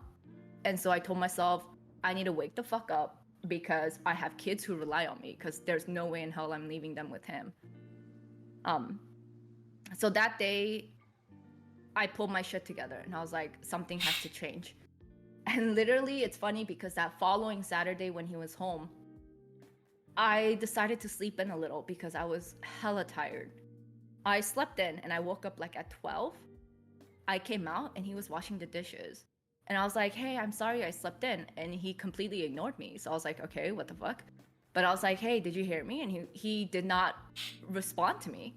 So I was like, hey, like, why are you not responding? And he literally turned off the water, put down the dishes, and said, what kind of fucking mother are you? Like, how the fuck are you sleeping until 12 and not even giving your kids breakfast? And I was like, hold up. I was so confused at that moment. I was like, wait, what the fuck just happened? Like, what are we talking about? And he was like, how do I know that during the week when I'm away working so hard for our family, how the fuck do I know you're raising our kids right? Like, how do I know if you're feeding them? Like, you literally woke up at 12 and the kids didn't have breakfast. And I was like, I'm sorry, am I the only parent here? Like, I know you're home and I know you're gonna be awake. And I'm guessing the reason the kids haven't woken me up is because you were there to give them food. So at what point did I fuck up? And he was just like, but you're the mom. You should have been awake. You should have made sure your kids ate. And mind you, even at this point, I was so confused as to what was happening because it did not occur to me that one, I'm a horrible mother for not giving my kids breakfast one day out of the entire life that they were there. And two, I slept in for the first time since we got married. And I know he was home and he's a parent too, so he can make breakfast and give it to the kids. And I knew that. If I knew I was home alone, I would have never slept in because I'd never slept in up until that point when I was with the kids alone during the weekday. So I was so confused. I was like, this can't be real, right? This situation can't be real. So I was like, I don't get why you're fucking mad. And so I was like, you know what? I'm just gonna let you cool off and then we'll talk about it later. And so I went back into the room. He comes barging in while I'm sitting there trying to process what the fuck happened. He starts throwing the kids' clothes out of their drawer onto the bed. And he says, I'm taking them with me to Mexico because I can't trust you to be their mom. And I'm literally staring at him like, is this fucking man like crazy? Like, what the fuck is happening? This shit can't be real. And he's like, tell me where their passports are. I'm taking them with me. And then at that moment, something kicked in me. Like, I was like, okay, this man's fucking crazy. There's no way he's touching the kids. So I literally ran out of the room, grabbed both my kids, put my shoe on, and I grabbed my car key. And then I was like bolting down the hallway. But for some reason, instead of going down to the car, I took the kids and went up to the third floor. And as I'm going quietly upstairs to the third floor, I hear our door like slam. And I hear him like barge his way down the hall to the van, where that's my car. And then he notices that I'm not in the van. So I hear him get into his car, turn on the engine, and literally race out of the parking lot. So I'm upstairs in the third floor holding both the kids, and my daughter is like scared and like she has her head up against my shoulder, and my son is just being, himself, and he's like singing, and I'm like begging him to be a little bit quieter because I felt like we were gonna get caught. But it's that feeling that I'm upstairs hiding on the third floor with two of my kids, begging them to be quiet so we don't get caught by a guy who's supposed to be their father and my husband. And then I'm like looking over the ledge and I see his car race out the parking lot, and I'm guessing he's heading toward my mom's house because my mom lived close. And then a little later I see his car come back in, so I like kind of back off from the ledge, and I'm like asking my son to please be a little bit quiet. And I head over to the other side of the hallway, so even if my son does make noise, like he can't hear him. I hear our apartment door slam again. And then a little later, I get a phone call. And so I pick up and I was like, yeah. And he's like, where the hell are you? I was like, I'm not telling you. And he's like, you need to tell me where you are. And so I said, I'm not telling you. And he said, fine. If you and the kids, like, you didn't even take the car, And then while I'm talking to him and holding both my kids in my arm, I'm quietly walking to my van. And then I start the engine while I muted him real quick so he doesn't know I'm in the car anymore. And then I slowly drove out of the parking lot of our apartment and up the hill to like a park where he doesn't really know the park exists there, because that's where I take the kids. And then I turned the engine off and I'm talking to him. I was like, yeah, I fucking woke up late. It was one Saturday out of the entire time I've been a mom. I'm allowed to have a little bit of a break. You fucking fall asleep in the living room and ask the kids to fucking shut up so that you could go to sleep. And I can't sleep in one Saturday and you call me a bad mom because I didn't feed them breakfast when I knew that you're home. You're a parent. They have two parents, not one. And like, I'm like telling him my opinion. And he's like, you know what? You're right. We can't do this. And I'm like, wait, hello? Like, this was not the conversation that I was trying to have. And so he was like, you're right, we can't do this. It feels like no matter what we do, like we just end up fighting like this all the time. And so I was like, okay. And he was like, so let's just break up. And I was like, there you go with this breaking up thing again. It's not a fucking joke. Like, how are you just like saying this all the time to me like it's not a joke? And he said, oh, it's not a joke, like I mean it this time. And I was like, okay, you know what, fine, head down to Mexico, go do your thing, and you know, I'll call you when I like put my thoughts like all together. And he was like, okay, and it's not safe for you out there with the kids, so I'll leave so you could come back home. And I was like, no, I'm not going back there for a while until I know for sure you're not there. And he was like, okay. And so later on, I was at my mom's a little, like, couple hours later, because I didn't want him to camp at my mom's place thinking I would be there. And then a couple hours later, I went to my mom, and then I acted like nothing was wrong. I always acted like nothing was wrong when we would have these fights with my parents, because I did not want to hurt my parents' feelings, you know? So I went back home, and then he called me and said, yeah, I think it's just best if we break up because it seems like nothing we do is working. So I called my friend, and I was like, hey, this happened. And she's the one friend I always talk to about things when shit goes down between him and I.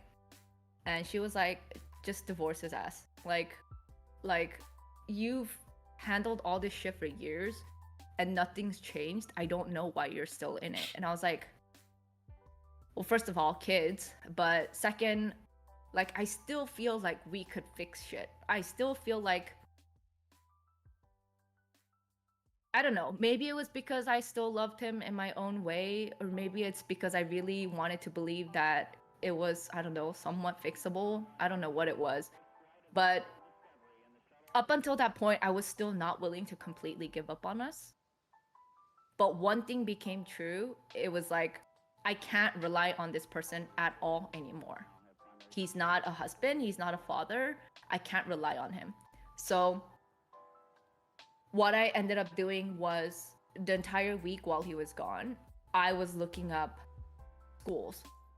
I was looking up beauty schools to go to, because I knew at this time, going back to finish my one semester at FIDM wouldn't matter, because I was already too old for the fashion industry. Surprisingly, in my mid to late 20s, it would still be too late for me to start anything in the fashion industry. Nonetheless, with kids, it would be hard, and I wasn't trying to leave my kids with somebody else. So I was looking at beauty schools because I knew it was the one thing I could end up doing my own thing on my own time and still be there for my kids. So I looked up beauty schools, and then that weekend, instead of coming up, he called and he was like, hey, can I come up this weekend? I said, no, you wanted to break up, so you're not coming back here. This isn't your home anymore. And so he and I were talking on the phone, and for the first time, we talked for like hours. We were talking about everything and how I felt and what we held up. I even told him about the one time I thought about jumping off the balcony, and he was totally unfazed by it. Like, it didn't even occur to him to think about what kind of mental state I was in at the time to think like I was gonna jump off the balcony, you know? So I was like, this man just absolutely cares about nothing but himself. Nothing but himself and money. That's all he cares about. And so I was like, you know, if things don't change, you and I really would have to end. And he said, no, like, I promise, this is it. We're gonna change. Like, we're gonna work on this together. We're gonna make it work. We're gonna fix all this. So I was like, I think at this point, I knew nothing was gonna change. But because some part of me wasn't willing to 100% give up, I said, fine, let's work it out. But then that's when I was told him, I'm gonna go back to school.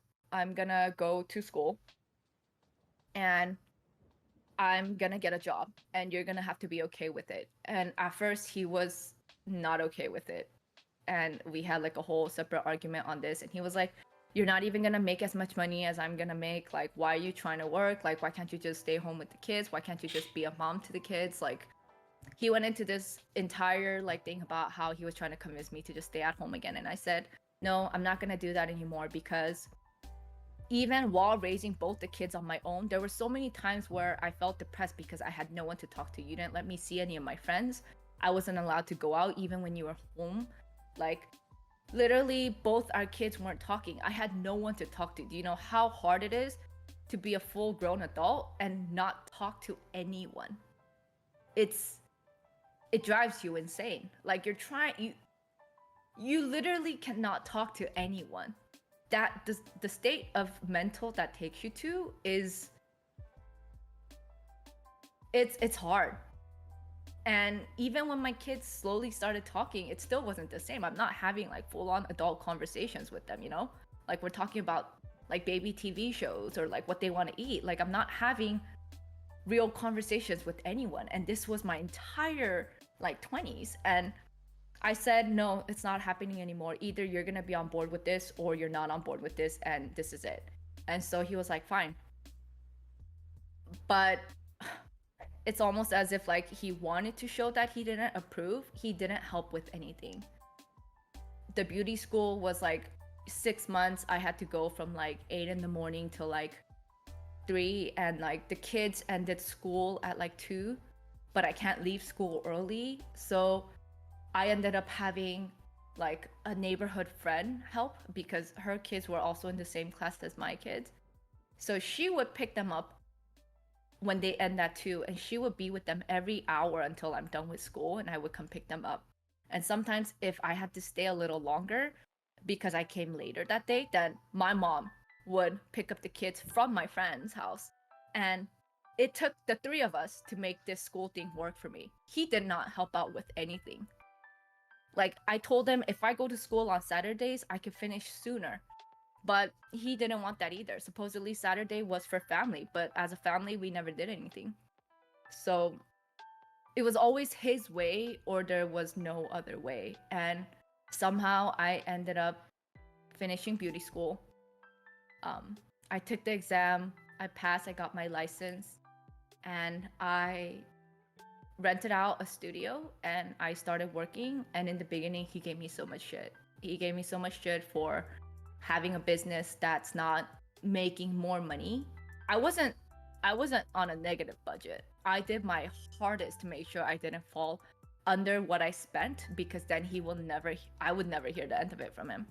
So I always made sure I was at least even. I was like, hey, when your businesses failed, I didn't say anything. I supported you still, because that's what partners do. If you're not going to support me, fine, but at least don't say anything about it. So he didn't say anything.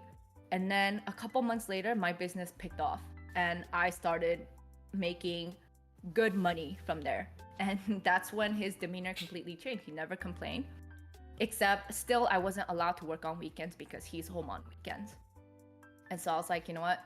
Fine. If this is the compromise we're going to make, this is the compromise we're going to make.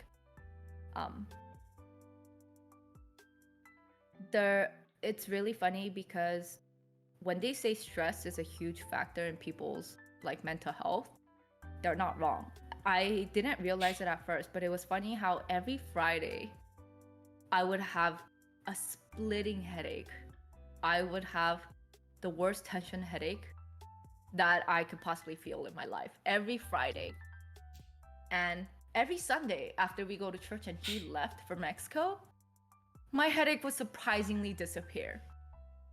And I never knew why. And the pattern never like crossed my mind. And it was funny because some days he would be like, how the fuck do you only have a headache when I come home? And I was like, I don't know, maybe it's because I suddenly let go of all the tension I had in the week because you're here.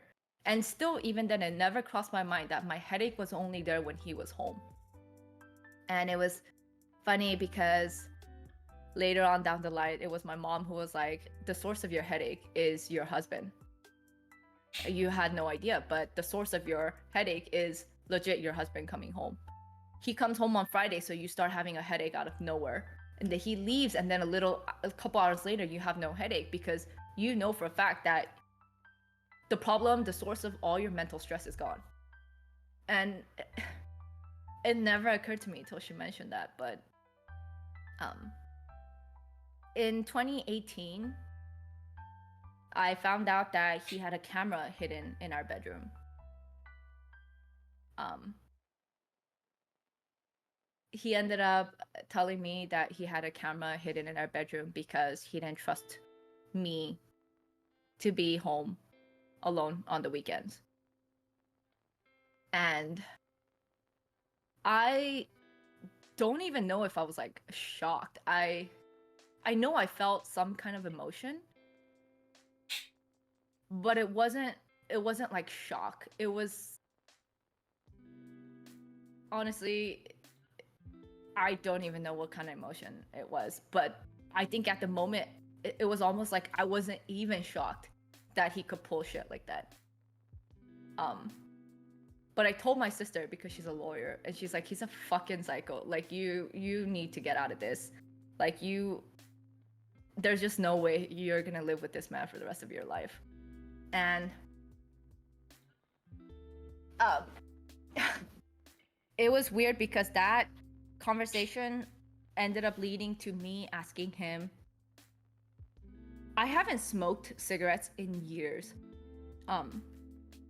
But when he came home that weekend, I sat him down on our balcony and I handed him a cigarette, and he was like, "When did you start smoking again?" And I said, "Now." And so I lit one, and as I was smoking, I told him, "We need to talk. We actually need to talk because none of this shit is okay." And we started talking about everything, like from beginning to end, like childhood. It's not like we've never talked about it, by the way, but like we brought it up all over again. And then surprisingly, this time I found out things about him that I honestly hope I never asked and I never found out, because the things that ended up coming out that day was surprising. And I asked him why he's never mentioned this kind of shit to me before, because to be honest, I told him if I knew this shit before we got married, I would have never married you. And he said, because of that, I never told any of the girls that I've dated. And I was like, okay, well, I mean, it already happened. And I'd like to believe that the person I ended up marrying was not still that person. But I said, okay, so what do you want to do from this point on? Because you told me you literally hid a camera in our room because you didn't trust me. Like, I have done everything since I married your ass at 20. If I wanted a better looking guy, I could have dated better looking guys. If I wanted a richer guy, I could have dated richer guys. If I wanted anything else but you, I could have done it when I was in my peak in my 20s. Yet, I chose to marry you when I was 20, and I've never looked back up until now, and then yet because you didn't trust me, right? So I said, we have to think about this all over again. And he said, no, you're right. We have to think about whether we could continue this or not. And then this motherfucker decided he's going to call in help. His sister decided she's going to suddenly visit us from Korea with her husband and her kid. And he knows I'm somewhat close to his sister. And she ended up visiting that winter. And of course, we had to put everything that we talked about in the back bar. And the thought that we might separate also ended up going to the back bar. And I was talking with his sister, and I think he kind of told his sister a little bit of what happened. Because his sister was like, hey, you know, I noticed that like after being married, of course, I haven't been as married. I mean, I wasn't married for as long as you have been, or I haven't been a mom for as long as you have been. But what I realized is it's fucking hard. And if you have no one to talk to, it's harder. So, you know, you always have me. And this was a really bad move on his part, because every time he's gotten mad and said, let's fucking divorce, his family was the one to end up changing my mind. His dad called me one time crying, saying he raised his son wrong. And like, please, just like for his sake, don't break up with his son. And then there was a time when his mom called. And then it's just, he always brought his family into it when it was about time to, when he felt like it was actually going to happen, because he knew that I really liked his family. And his sister was like, you know, you can always talk to me. and yada yada yada. And a couple, like 2 months passed. She was here for 2 months, and I was like, you know what? Fine, we're gonna try to make this work. For the last fucking time, we are gonna try to make this work.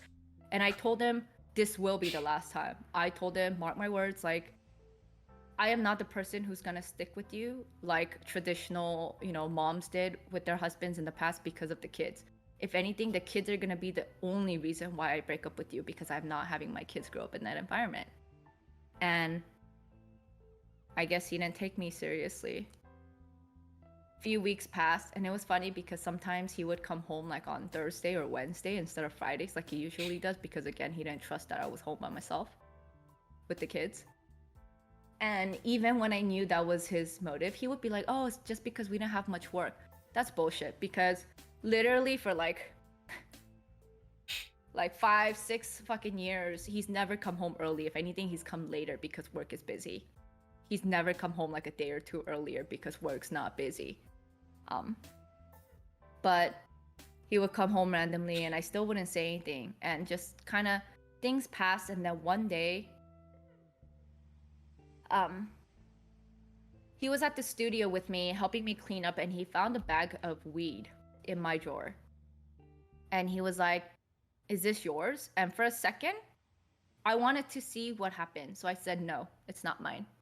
And he said, you're fucking lying. This is yours. And I was like, no, I'm not lying. It's my friend's. Like, because he knows that sometimes I rent out my studio to her on the days that I don't work, which is mainly weekends. And he was like, fine. And so when we got home, I sat on the couch and he proceeded to bring up other things about the past again. And then I asked him a question. I was like, there's things that I've told you about me when we were dating. Did you believe anything that I said? And he said, to be honest, no. I thought you were just saying that to impress me.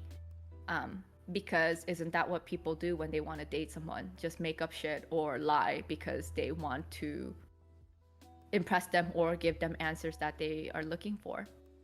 And at that moment, it's with the utmost clarity in my head, I knew what I had to do. I wasn't even mad. I wasn't even sad. I think I had absolutely no emotion, which I don't know if it's scarier or if it's more sad. I just sat there and I said, I want a divorce. And he just looked at me like I was joking for a second. And I looked at him and I said, I want a divorce. And he said, okay, I think you're mad at I don't know what, but I'm gonna go back to work and maybe let you cool off, and we'll talk about this another time. And I said, I have nothing else to talk about. I know what it is I'm asking for, and I know what that means for our future. I'm not just saying this because I'm mad. I'm not you. You have to stop thinking that I am you. I mean what I say, and I want that divorce. And then he just packed his bags and went to work. And then when he got to Mexico, he called me. He was like, are you serious? And I said, yes, I am. I meant everything that I said. And he said, okay, so you're not mad? And I said, no. And I was like, you're not just saying this to make me do what you're asking me to do. And I was like, I didn't ask you to do anything. I want a divorce. I just don't have anything left to give you. I don't have anything left to give us. I have absolutely, it's not even like I'm tired or, I just don't have anything left to offer this marriage at all. Like, I have nothing left in me to offer you. And so, yeah, I want a divorce. I think that's better for you. I think that's better for me. And I think that's better for the kids in the long run. And so after him trying multiple times to try to get me to change my mind, I filed the papers and I had him sign it, and we got divorced. And that was 2019. That was spring of 2019. We signed the papers, and sadly, I had to wait 6 months before the court decided it has to be official. But when the person was doing my paperwork, she asked me, like, are you gonna request any alimony? And I said, no. And she said, you guys have been married almost 10 years. And she didn't even joke that, like, if I wait 10 years, I could get alimony for life. She didn't even joke about that. She was like, literally, you guys almost hit 10 years.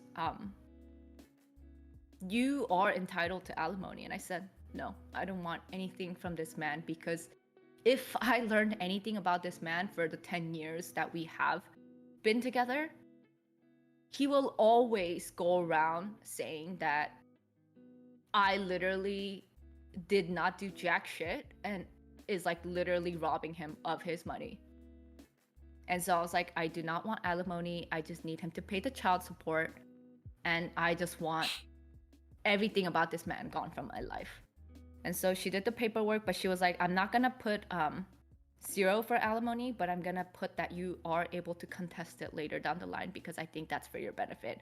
And I was like, sure, I'm not going to do it, but if that's what you have to do, do it. And so we did. We filed.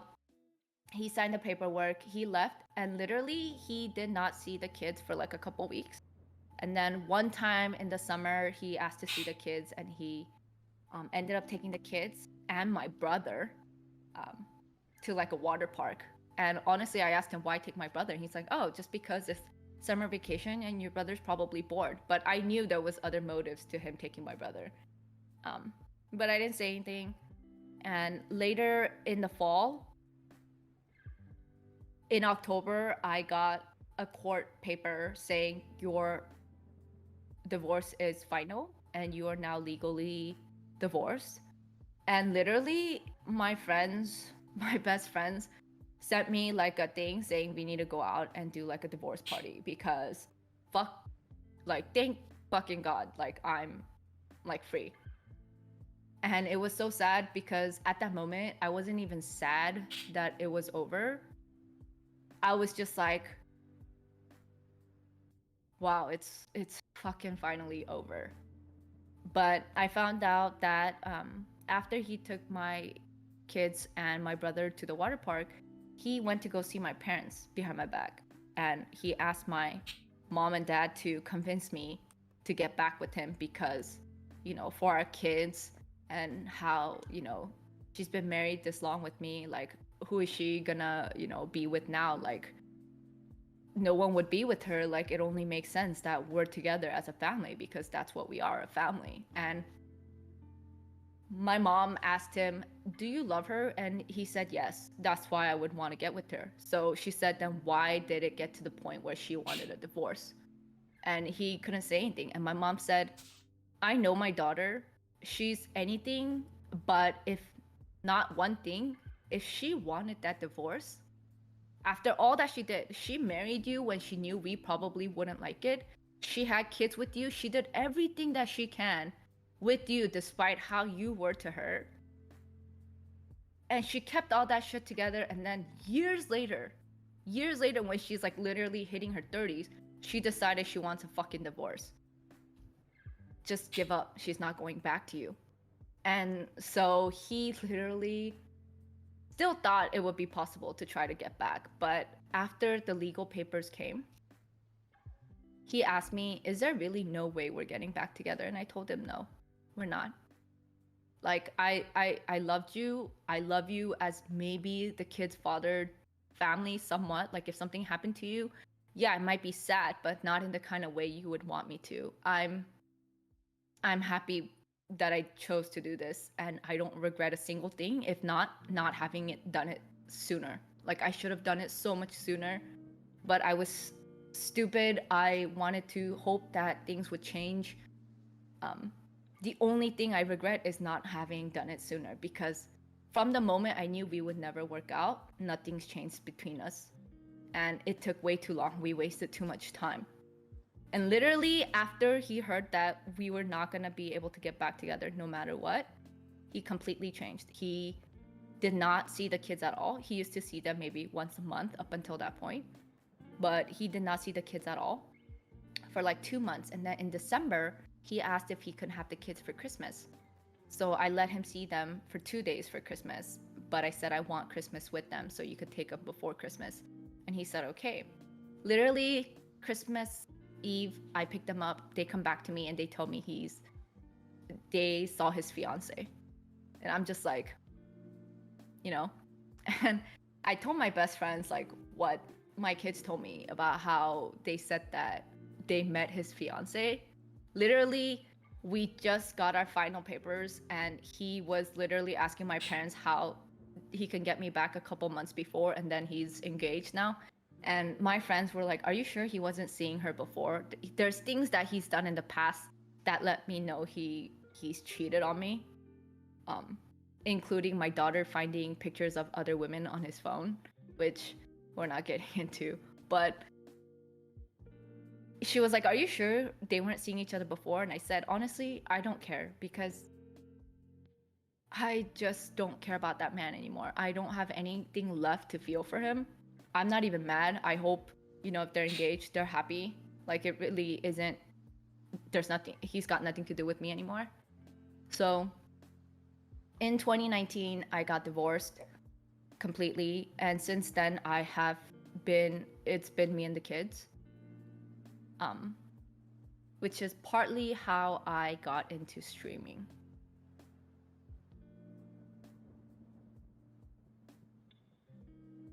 That marriage and all that was possibly the reason, not possibly, it is the very reason I got into streaming. Wow. Yeah.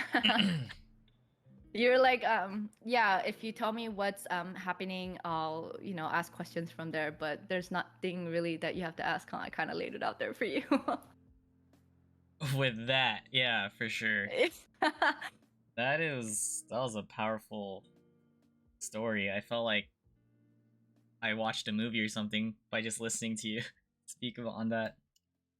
Yeah, it's because of this I wasn't sure of doing your podcast even when you asked in the beginning. Mm-hmm. Because I wasn't sure if I was ready to talk about it yet. Like, That's there's a certain number of people in my community who do know. But I think in general, I just wasn't completely ready to talk about it yet. Yeah. Oh, well, Linda, how'd you get into streaming? Is that your question, Long? Can we get back to that after I pee? I need to pee. Yeah, go for it, That was a long movie. I need to pee now. Okay, that's fair. We'll wait for you to come back. I'll go too. Hi, Linda. Yes. Alright. How are you feeling? Good. Alright, so I know that you said 2 to 2.5 hours max. I'm gonna keep it that way, okay? So, because realistically, we could talk about life for hours and hours and hours, and there's a lot we're not gonna get through, and I accepted that. So let me talk about a few things based on like everything you mentioned or based on my curiosities, and then we'll segue into Twitch and people's questions. Is that cool? Okay. Yeah. Okay. So that is like a huge part of your life, the marriage and everything. Fast forward to now though, like how are you and your family? My son is now 11. My daughter's now 9. So they're big. It was hard at first after the divorce, only because there were so many times I would tell myself maybe I fucking made the wrong decision, maybe I was selfish, maybe separating them from their father was, just all my wishful thinking, and that maybe, I fucked them up. Like, they're gonna have a fucking horrible childhood and they're gonna be traumatized for the rest of their life because of my stupid mistake. But my kids surprisingly don't have a bond with their father at all. I mean, like I said, he only saw them on weekends, and it's not like he was the most active father during the weekends either. So they have no bond with him. So it was actually really okay. After he saw them that Christmas, he did not see them at all for a few months. And as hard as it is, the following year was COVID year. And believe it or not, this man never even messaged asking, hey, are you and the kids okay? Are the kids okay? Like, it's COVID. There was like, everything with COVID that happened. We all know, we've all been there. Yet he's never once asked if the kids were okay. That's the kind of father he is. And so I just decided to completely, dismiss him from our life, if anything.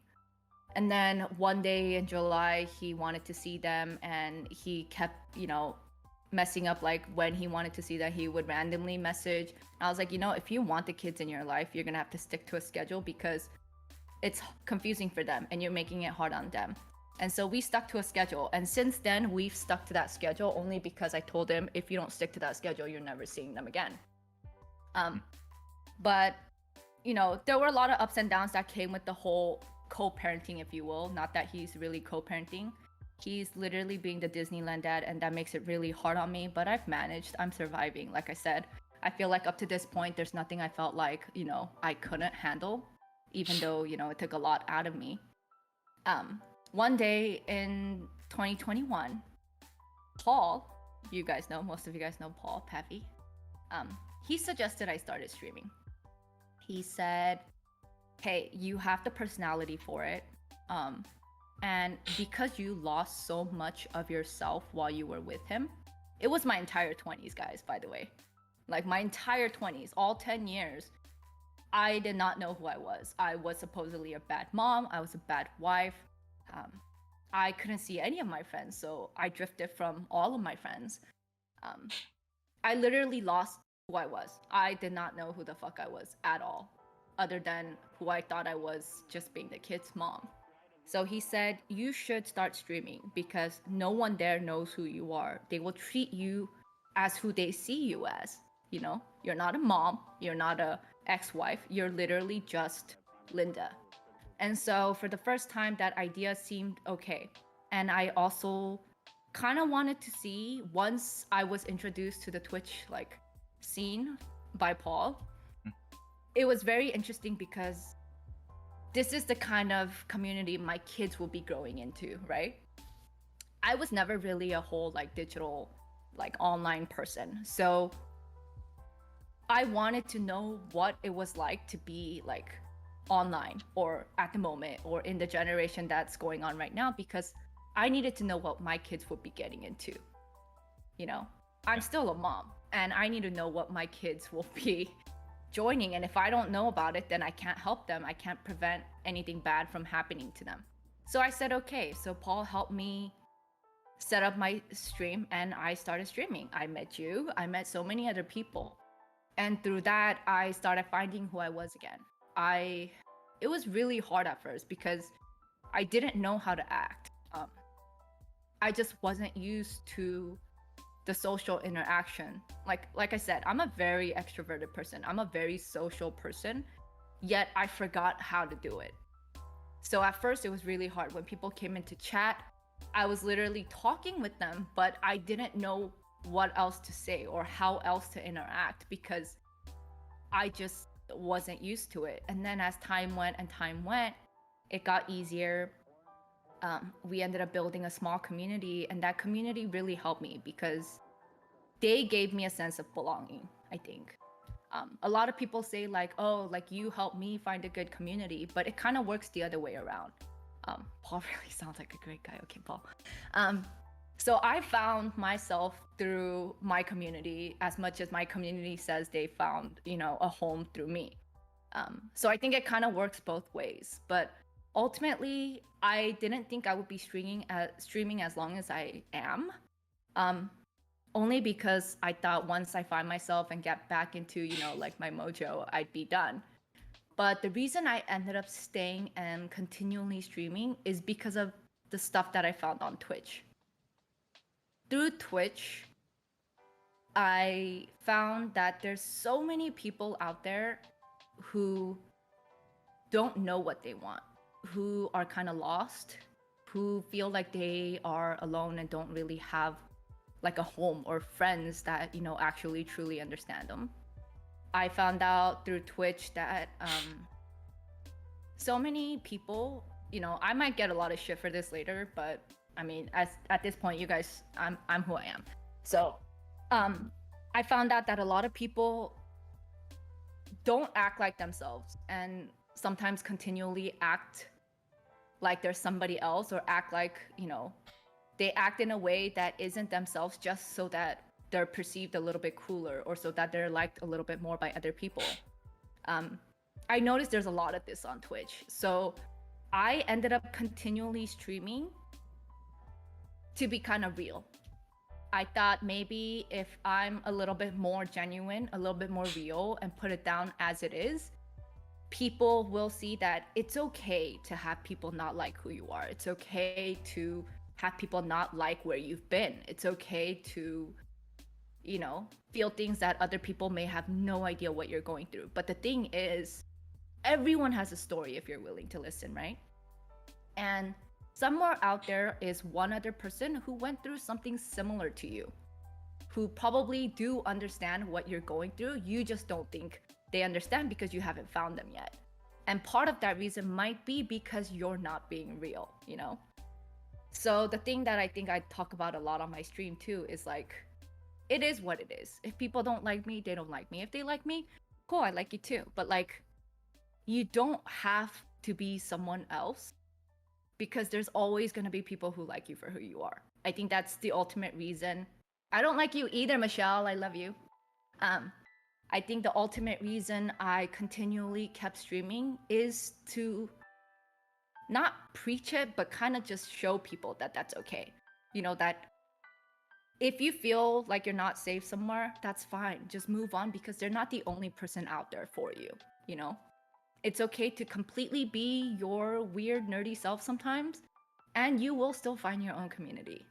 I mean, Lord knows we have. So, I mean, if I can do it after things that I've been through, anyone can with things they've been through. I think that's ultimately the reason I'm still streaming, to be honest. That's how I became a streamer, and that's why I'm probably gonna keep streaming. Probably not the same kind of stuff I always stream, and I know I do definitely stream a lot less than I used to. But it's true that 100% of people, okay, maybe not 100% since some people knew about me, but a lot of the people who are either here today or will continually get to know me through this podcast will probably know a lot of them did not expect that from me.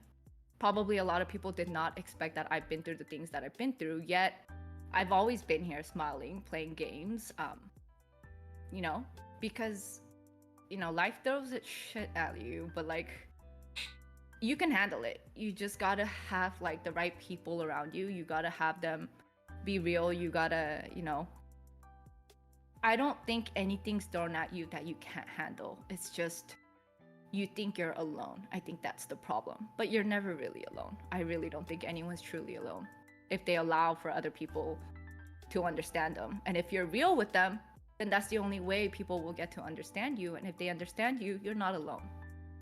I think that's the reason I will probably keep streaming, if anything, to let people know that. Yeah, that's amazing. Yeah. Another powerful message and reason behind that. More so about Twitch though. Like, other than your intentions, like your goals and what you've seen on Twitch and stuff, right? What would you say are like the other pros and cons of just being on Twitch? For you personally. Pros?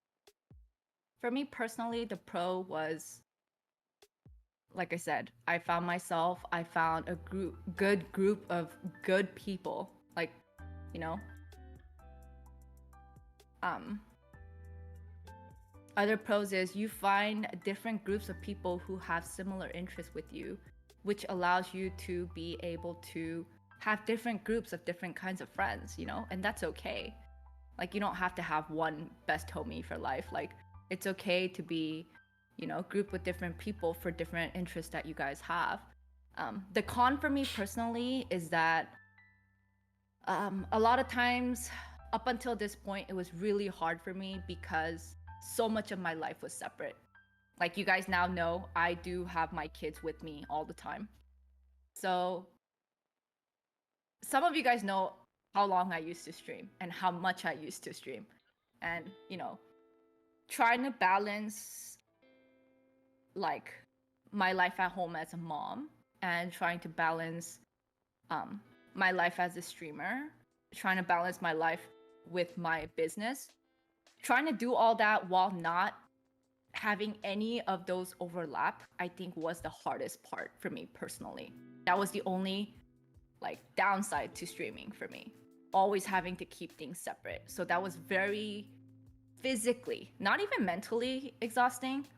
Because when I'm on stream with you guys, I focus on stream. I focus on the game. I focus on you guys. So it was never like mentally or emotionally exhausting, but it was physically very exhausting for me. I think it's why over time I slowly started streaming less and less. And I started trying to find this balance of like how many times a week I should stream, or, you know, what times I should stream.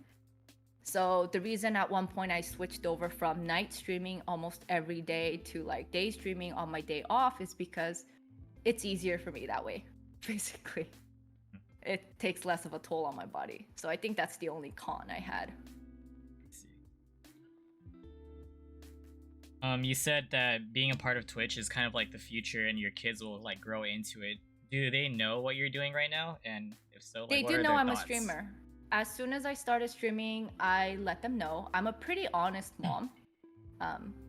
I kind of let them know how it is. Sometimes, you know, I kind of dumb it down to the level in which they understand. Like I'm not without any filter, but I'm generally the type to try to talk about whatever I can with the kids very honestly, because I do believe honesty is the key in building true relationships, even with me and my kids. And I don't want them to do what I did with my parents down the line, where I hid everything from my parents. I don't want the kids to have to do that to me. Mm-hmm. So I'm very honest with them. I tell them, hey, it's okay to, you know, my son right now and my daughter too, they both love gaming. Hell, they had their PC before I did. They really did. But they know I stream. It was a little hard in the beginning because they knew that they couldn't come out on my stream or, you know, make any noise on my stream because no one on my stream knew about them at all. And I honestly do want to continue to keep it that way. You guys will probably never see my kids on stream. I think that's just for me as a matter of respecting their privacy. I did ask them if it's okay that everyone on Twitch who will possibly know through this podcast and so on will know about their existence, and they're both okay with it. But I'm not okay with you guys ever seeing my kids personally on Twitch, so you guys probably won't. But now that you guys do know, and they also know, like, that you guys know, there will be times when I'm streaming and I'm playing games with them. There will be moments like that. Because my kids liked gaming so much, I wanted to know what kind of community Twitch was, so I know like it's safe for the kids. They are okay with me streaming. If anything, both my kids really think it's cool, and they tell their friends like, hey, my mom's a streamer, and their friends think it's cool. So like they get a lot of like good noise from their environment on the fact that their mom's a streamer. I think that's very interesting, because I think if this was me and my mom was a streamer, I would think that's so weird. I would find that kind of like I don't want my friends to know that my mom's a streamer. What if they find my mom on stream and my mom does something embarrassing? Like, I think that would be so embarrassing. But they're actually very okay with the fact that I stream. And I play games with them and their friends sometime, and their friends just think it's incredibly cool that I'm more of a, quote, modern mom, I guess. Yeah. Yeah. That's awesome. Excuse me. Other than that, like with how your life is right now, where you feel like you're finding yourself again, what would you say is like your just goals and aspirations in life? Long term, short term? Honestly, for me, I don't think my goals in life has ever changed. Like, if anything, I just want my family to be happy, to be, you know, like what people think when it's a family. Like, I don't want, of course, there's gonna be things that they hide from me and things that I would probably never tell them. But I just want us to be a family that trusts each other. I want to be the kind of mom that they trust. I want to still be able to have my career. I still want, you know, to build a bigger family, if anything. I don't know. I think my goals in life has never changed. I just want a big family. I've always been that kind of person. I want to be a good friend. I want to be a good daughter. I want to be a good wife, good mom. good, like, I don't know, I can't say like boss, but like if I was to have like employees, I want to be a good boss. I just want to, out of life, do the most that I can. Like, I hate to say like YOLO because like there's actually a word for it, which is so weird to me. But I guess my goal has always been YOLO. I think more now than ever because I've missed 10 years of my life to do what I wanted. Um, yes, carpe diem would be a good way to put it, Paul. My mom has always told me when I was younger, carpe diem.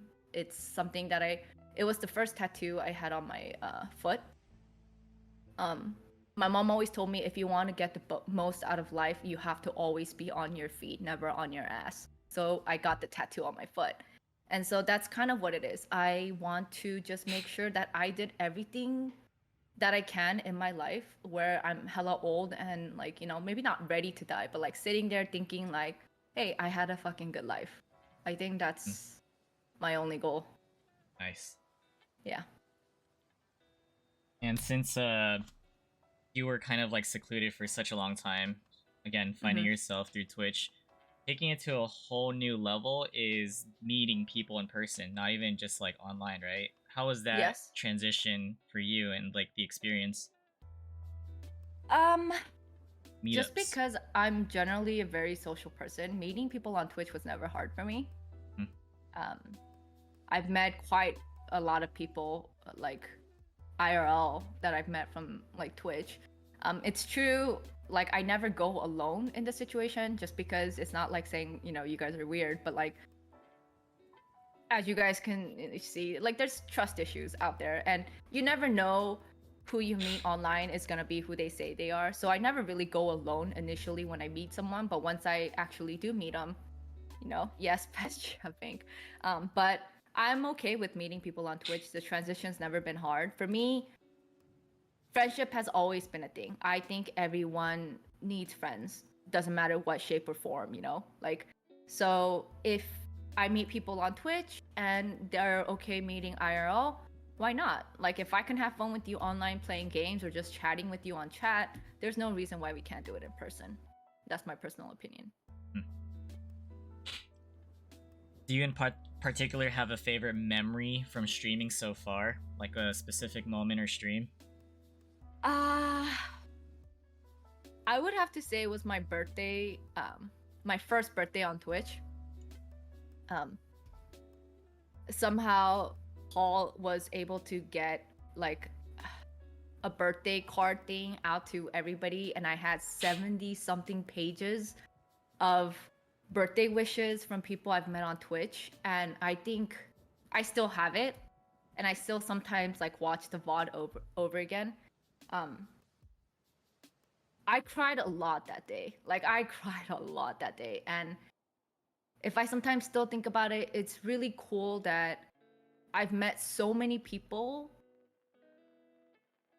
through Twitch and they have so like such good memories and such good things to say about me. And I felt like that was a very like empowering thing because you meet someone in your life every day and sometimes you don't ever talk to them again or you know, you never see them again. But the fact that we were able to, from so many different corners of this world, right? It's not like we're all from the same area or same city. We're from everywhere completely different time zones, different countries. Yet somehow,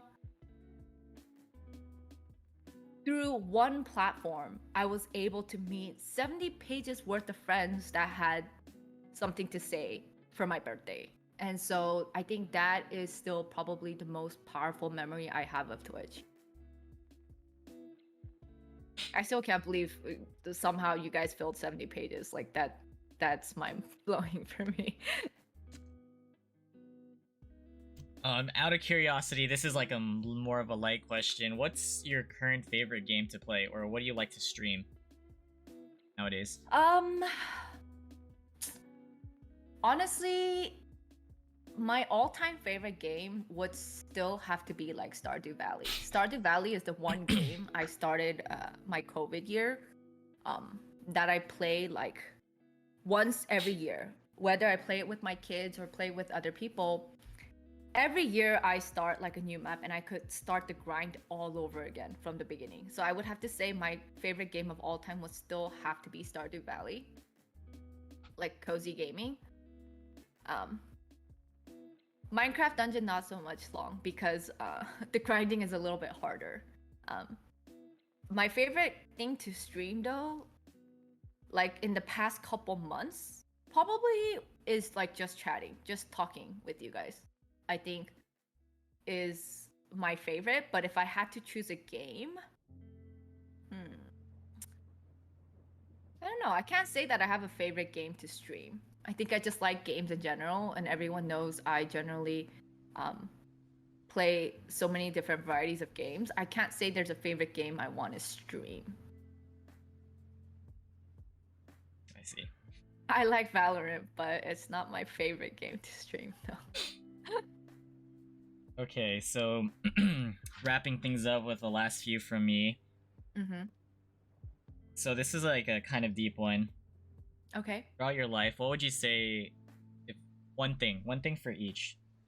Your Okay. biggest accomplishment in life and Okay. biggest regret. My biggest regret is very easy. It's not having divorced his ass sooner. That is always and will probably be my biggest regret. At least up until this point. And like if I'm thinking about my life from this point on and into the future, I can't see myself making the same stupid mistake again. So I would have to say up until this point, my biggest regret was probably not having left his ass sooner. I'm still kind of mad about that sometimes. My biggest achievement would be my kids. The fact that I know no matter what anyone says or what he says, from the moment I was pregnant with them until now, I did it alone. And I think that is and will always be my biggest achievement. Beautiful. Okay, so moving like towards the future, thinking about things. I don't know what your current mindset is about like relationships or future relationships, but if you were to, what are you looking for? Like, what would you say is your ideal type and stuff? Since you've been through a lot. Okay, so I guess this is a lot easier to talk about now that you guys do know. I guess what I look for is someone who knows who I am and who actually understands. Like, not just like, oh, yeah, like, oh, Linda likes this, Linda likes that. Not like that, but someone who actually knows who I am, who understands who I am and what I've been through, and understands that what I've been through also will make who I am and who I will become in the future. And someone who will be able to handle that as much as knowing that I'm a full package. Like, I will never choose somebody over my kids. That will never happen. I can honestly, strongly, 100% guarantee there will not be a single man in this life for me who will come over my kids. So, whoever it is that I do meet would have to be okay with the fact that it's not that I would always put my kids first, because eventually they'll grow up and they'll leave me and they'll be their own people. But it has to be someone who understands that until they're out of my hands, they have to be okay with the fact that we're a package. If they choose me, they're gonna have to choose my kids, whatever way my kids end up becoming, whether they're horrible monsters or not. You chose me, you're choosing those kids too. Yeah. Yeah. And what message would you give out to just everyone that's, just trying to get into Twitch, like the same route that you've gone through, maybe like with their own personal stories? Like, do you have a message or just advice that you would give to people?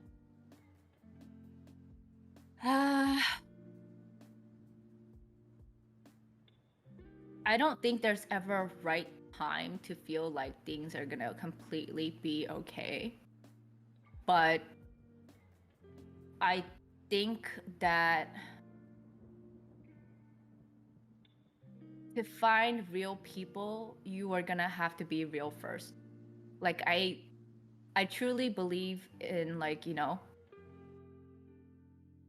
what goes around comes around. And if you're not real with people, then you could never expect them to be real with you. So the only thing I could say is when you're ready, or please be ready to be completely and utterly yourself, and don't be apologetic for it, because there will always be people who are okay with the fact that you were just you. Yep. Okay, and this is my curiosity. Mm-hmm. So you've known I've like done podcasts for a while, and I know Mhm. you might have done some self-reflecting as of recent and stuff. But why do you Mhm. feel like you'd be like okay to reveal this information like on my podcast versus like your own stream or something? I have thought about doing it on my stream. I honestly have. Like I said, I'm a very emotional person. But the thing is, when it comes to deciding to talk about just yourself without questions, or let's just say without a host, it's a lot harder. I've always tried somewhat like micro, like trying channeling like what I want to say about me out on my stream, but it never works because the timing never comes across right. Yeah. Because my stream itself is generally not like a podcast. If I was to talk about a certain section of like who I am, or like there's times on my stream like we talk about like, oh, like that time in college when I dated an asshole, and like we would talk about it, and before transitioning into something else, other people come in, things get thrown, around, and then topics change, timing just never works out. And I wasn't ever gonna start stream and be like, hey guys, today I'm just gonna talk about me, so like shut up and listen. It wasn't gonna be a thing. But another reason is because I met a lot of people through your stream initially, Wilson. Your tournament was the first time I ever even decided I'm gonna do a Valorant tournament. Your podcast was the first time I've actually listened to certain podcasts or certain interviews, from like beginning to end. And we've met a couple times. And I think the last time we met, the reason I did tell you, hey, soon I'm gonna be ready. I don't know if you remember, but I told you soon. Yeah, I said soon I'll be ready, is because since around then, I've already been thinking, I'm ready to talk about it. I just didn't know how. And having met you again last time and talking with you about what you've been doing, and like, you lifing and like focusing on yourself, I thought, okay, so then maybe if I do it with Wilson, it would be a good place for people to actually understand the message of why I decided to stream and continue streaming. I thought it was a good place to start with why I feel like people, should just be who they are, like continually, It's really hard for me to explain like what it was going through my head. Like I know, like in my head, I hear it better in my head than I'm actually saying it. But you were just gonna be a good fit to be the one to ask me and have me talk about what I went through. Thank you. You make it a safe place, Wilson. You do. Do you have like any closing remarks or just like last words? Just anything that comes to mind or that you feel like you should mention? I did grow more with Twitch. Honestly, when I first started Twitch, I didn't think there was anything to learn from it. But meeting different people every day, engaging with different people every day, I learned something new all the time. I learned something new about me. I learned something new about people. I learned new things about everyone. And I learned things about communities in general. And it's the same as like I said before. I think in the end, if you're real, people will be real with you. And if you're yourself, you never have to be unhappy, because you're being honest. And if people still love you the way you are, then that's your real group of people. You don't need to look for anybody else. You don't need to try to make other people like you. But I think everyone does what they do on Twitch for similar reasons other people might. And I think it's just good if everyone knows, yeah, there might be some assholes on Twitch, but there's also good people. So maybe just give other people a chance. Don't be too quick to judge. And I think we'll all just be okay. And I'm like grateful that I met every single one of you guys, and I'm grateful you guys are still here.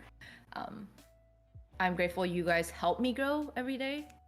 And I hope maybe sometimes through, engaging with me, maybe, I can help you realize something else about yourself that can help you later down the line. That's it. Beautiful, well said. And my last curiosity question, this is Okay. what I ask everyone, like all my guests. So what was your first impression of me when we first met, like on Twitch or whatever? My very first impression of you when I met you was, wow, he's young. Okay.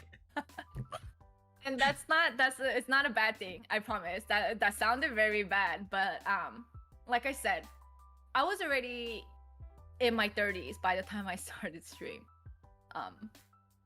And everyone up until the point I met you, Wilson, was actually like in their 30s or later in their 20s, almost hitting 30. You were actually the first person that I met that I could tell was super young. And I was like, wow, he's young. And the energy that you gave off, like on your stream, playing Valorant with your friends, like it was very young. It was an energy that I don't remember feeling because I wasn't able to, just be me at that age. So the first thing I remember thinking is, wow, he's young. And then through your stream, I probably met more of the younger people that I know on Twitch. But yeah, if you really want to know, that was my very first and honest opinion of you when I first saw Impression. you. Wow, he's young. Yeah. Not in a bad way. It's really that's not cool. a bad That's thing. cool. Yeah. Now here I am, almost 30, so I guess not to make you feel any older, but yeah. I guess. Yeah, that was a curiosity, so thank you. Yeah. You for letting me know about that. Okay, but yes, I'm gonna close this out because I do respect your time, and I want to thank you so much for being part of this. Everything else we could talk offline or whatnot. Yes. For the chat, do you guys have any questions you want to ask Linda yourselves? Like, Yes, if there's any anything, just let it be known. Linda, you could respond freely. Yeah, I feel like I covered most everything. I don't know if there's anything that anyone would be curious about. You wish you were in your 20s, Michelle? I actually thought about it because I've met so many people in their 20s on Twitch, but I actually think I like where I am. Like, I do miss like having not experienced my 20s to the full extent, but I think I like where I am. I don't miss my 20s. Thank you, Kai. You wish you were in your teens, I will try to visit you, Michelle. I do want to hit up NordCal soon. When's LindaCon? I don't know if we're gonna be doing more LindaCons. The last time LindaCon happened, we all got COVID. Last year when we did LindaCon, we all got COVID. So I don't know if we'd be doing LindaCon again. But if you're ever in my area or if I'm ever in your area, I'm down to see you, Kai. Do my kids play Valorant? Yes, they do. They actually recently started. After I started playing Valorant last year, by the way, I realized how toxic Valorant could get. It's why I actually didn't allow my kids on Valorant at all. And even now, I did start letting them play Valorant, but they play without comms. So they can't hear any of the bullshit people say. And they can't calm. So a lot of people are like, dude, like, can you guys calm? And I'm like listening because I'm playing with my kids. And so I try to calm for them. Yeah. But yes, they do play Valo. They're pretty good in their own way for people, for like kids who just started.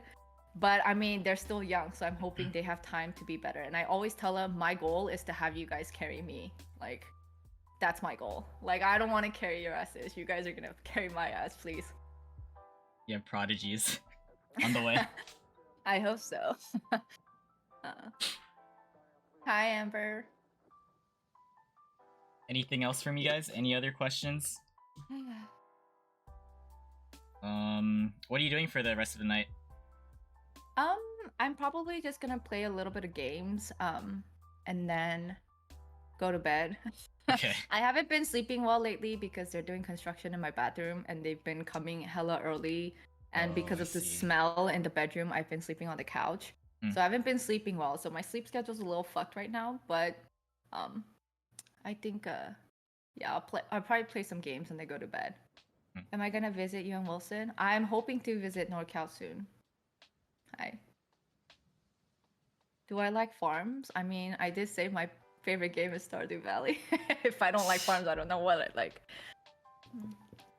Yes, I'll visit Michelle first because I feel like if I don't, she might kill me. But Valid.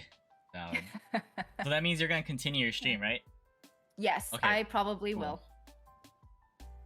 All right. All right.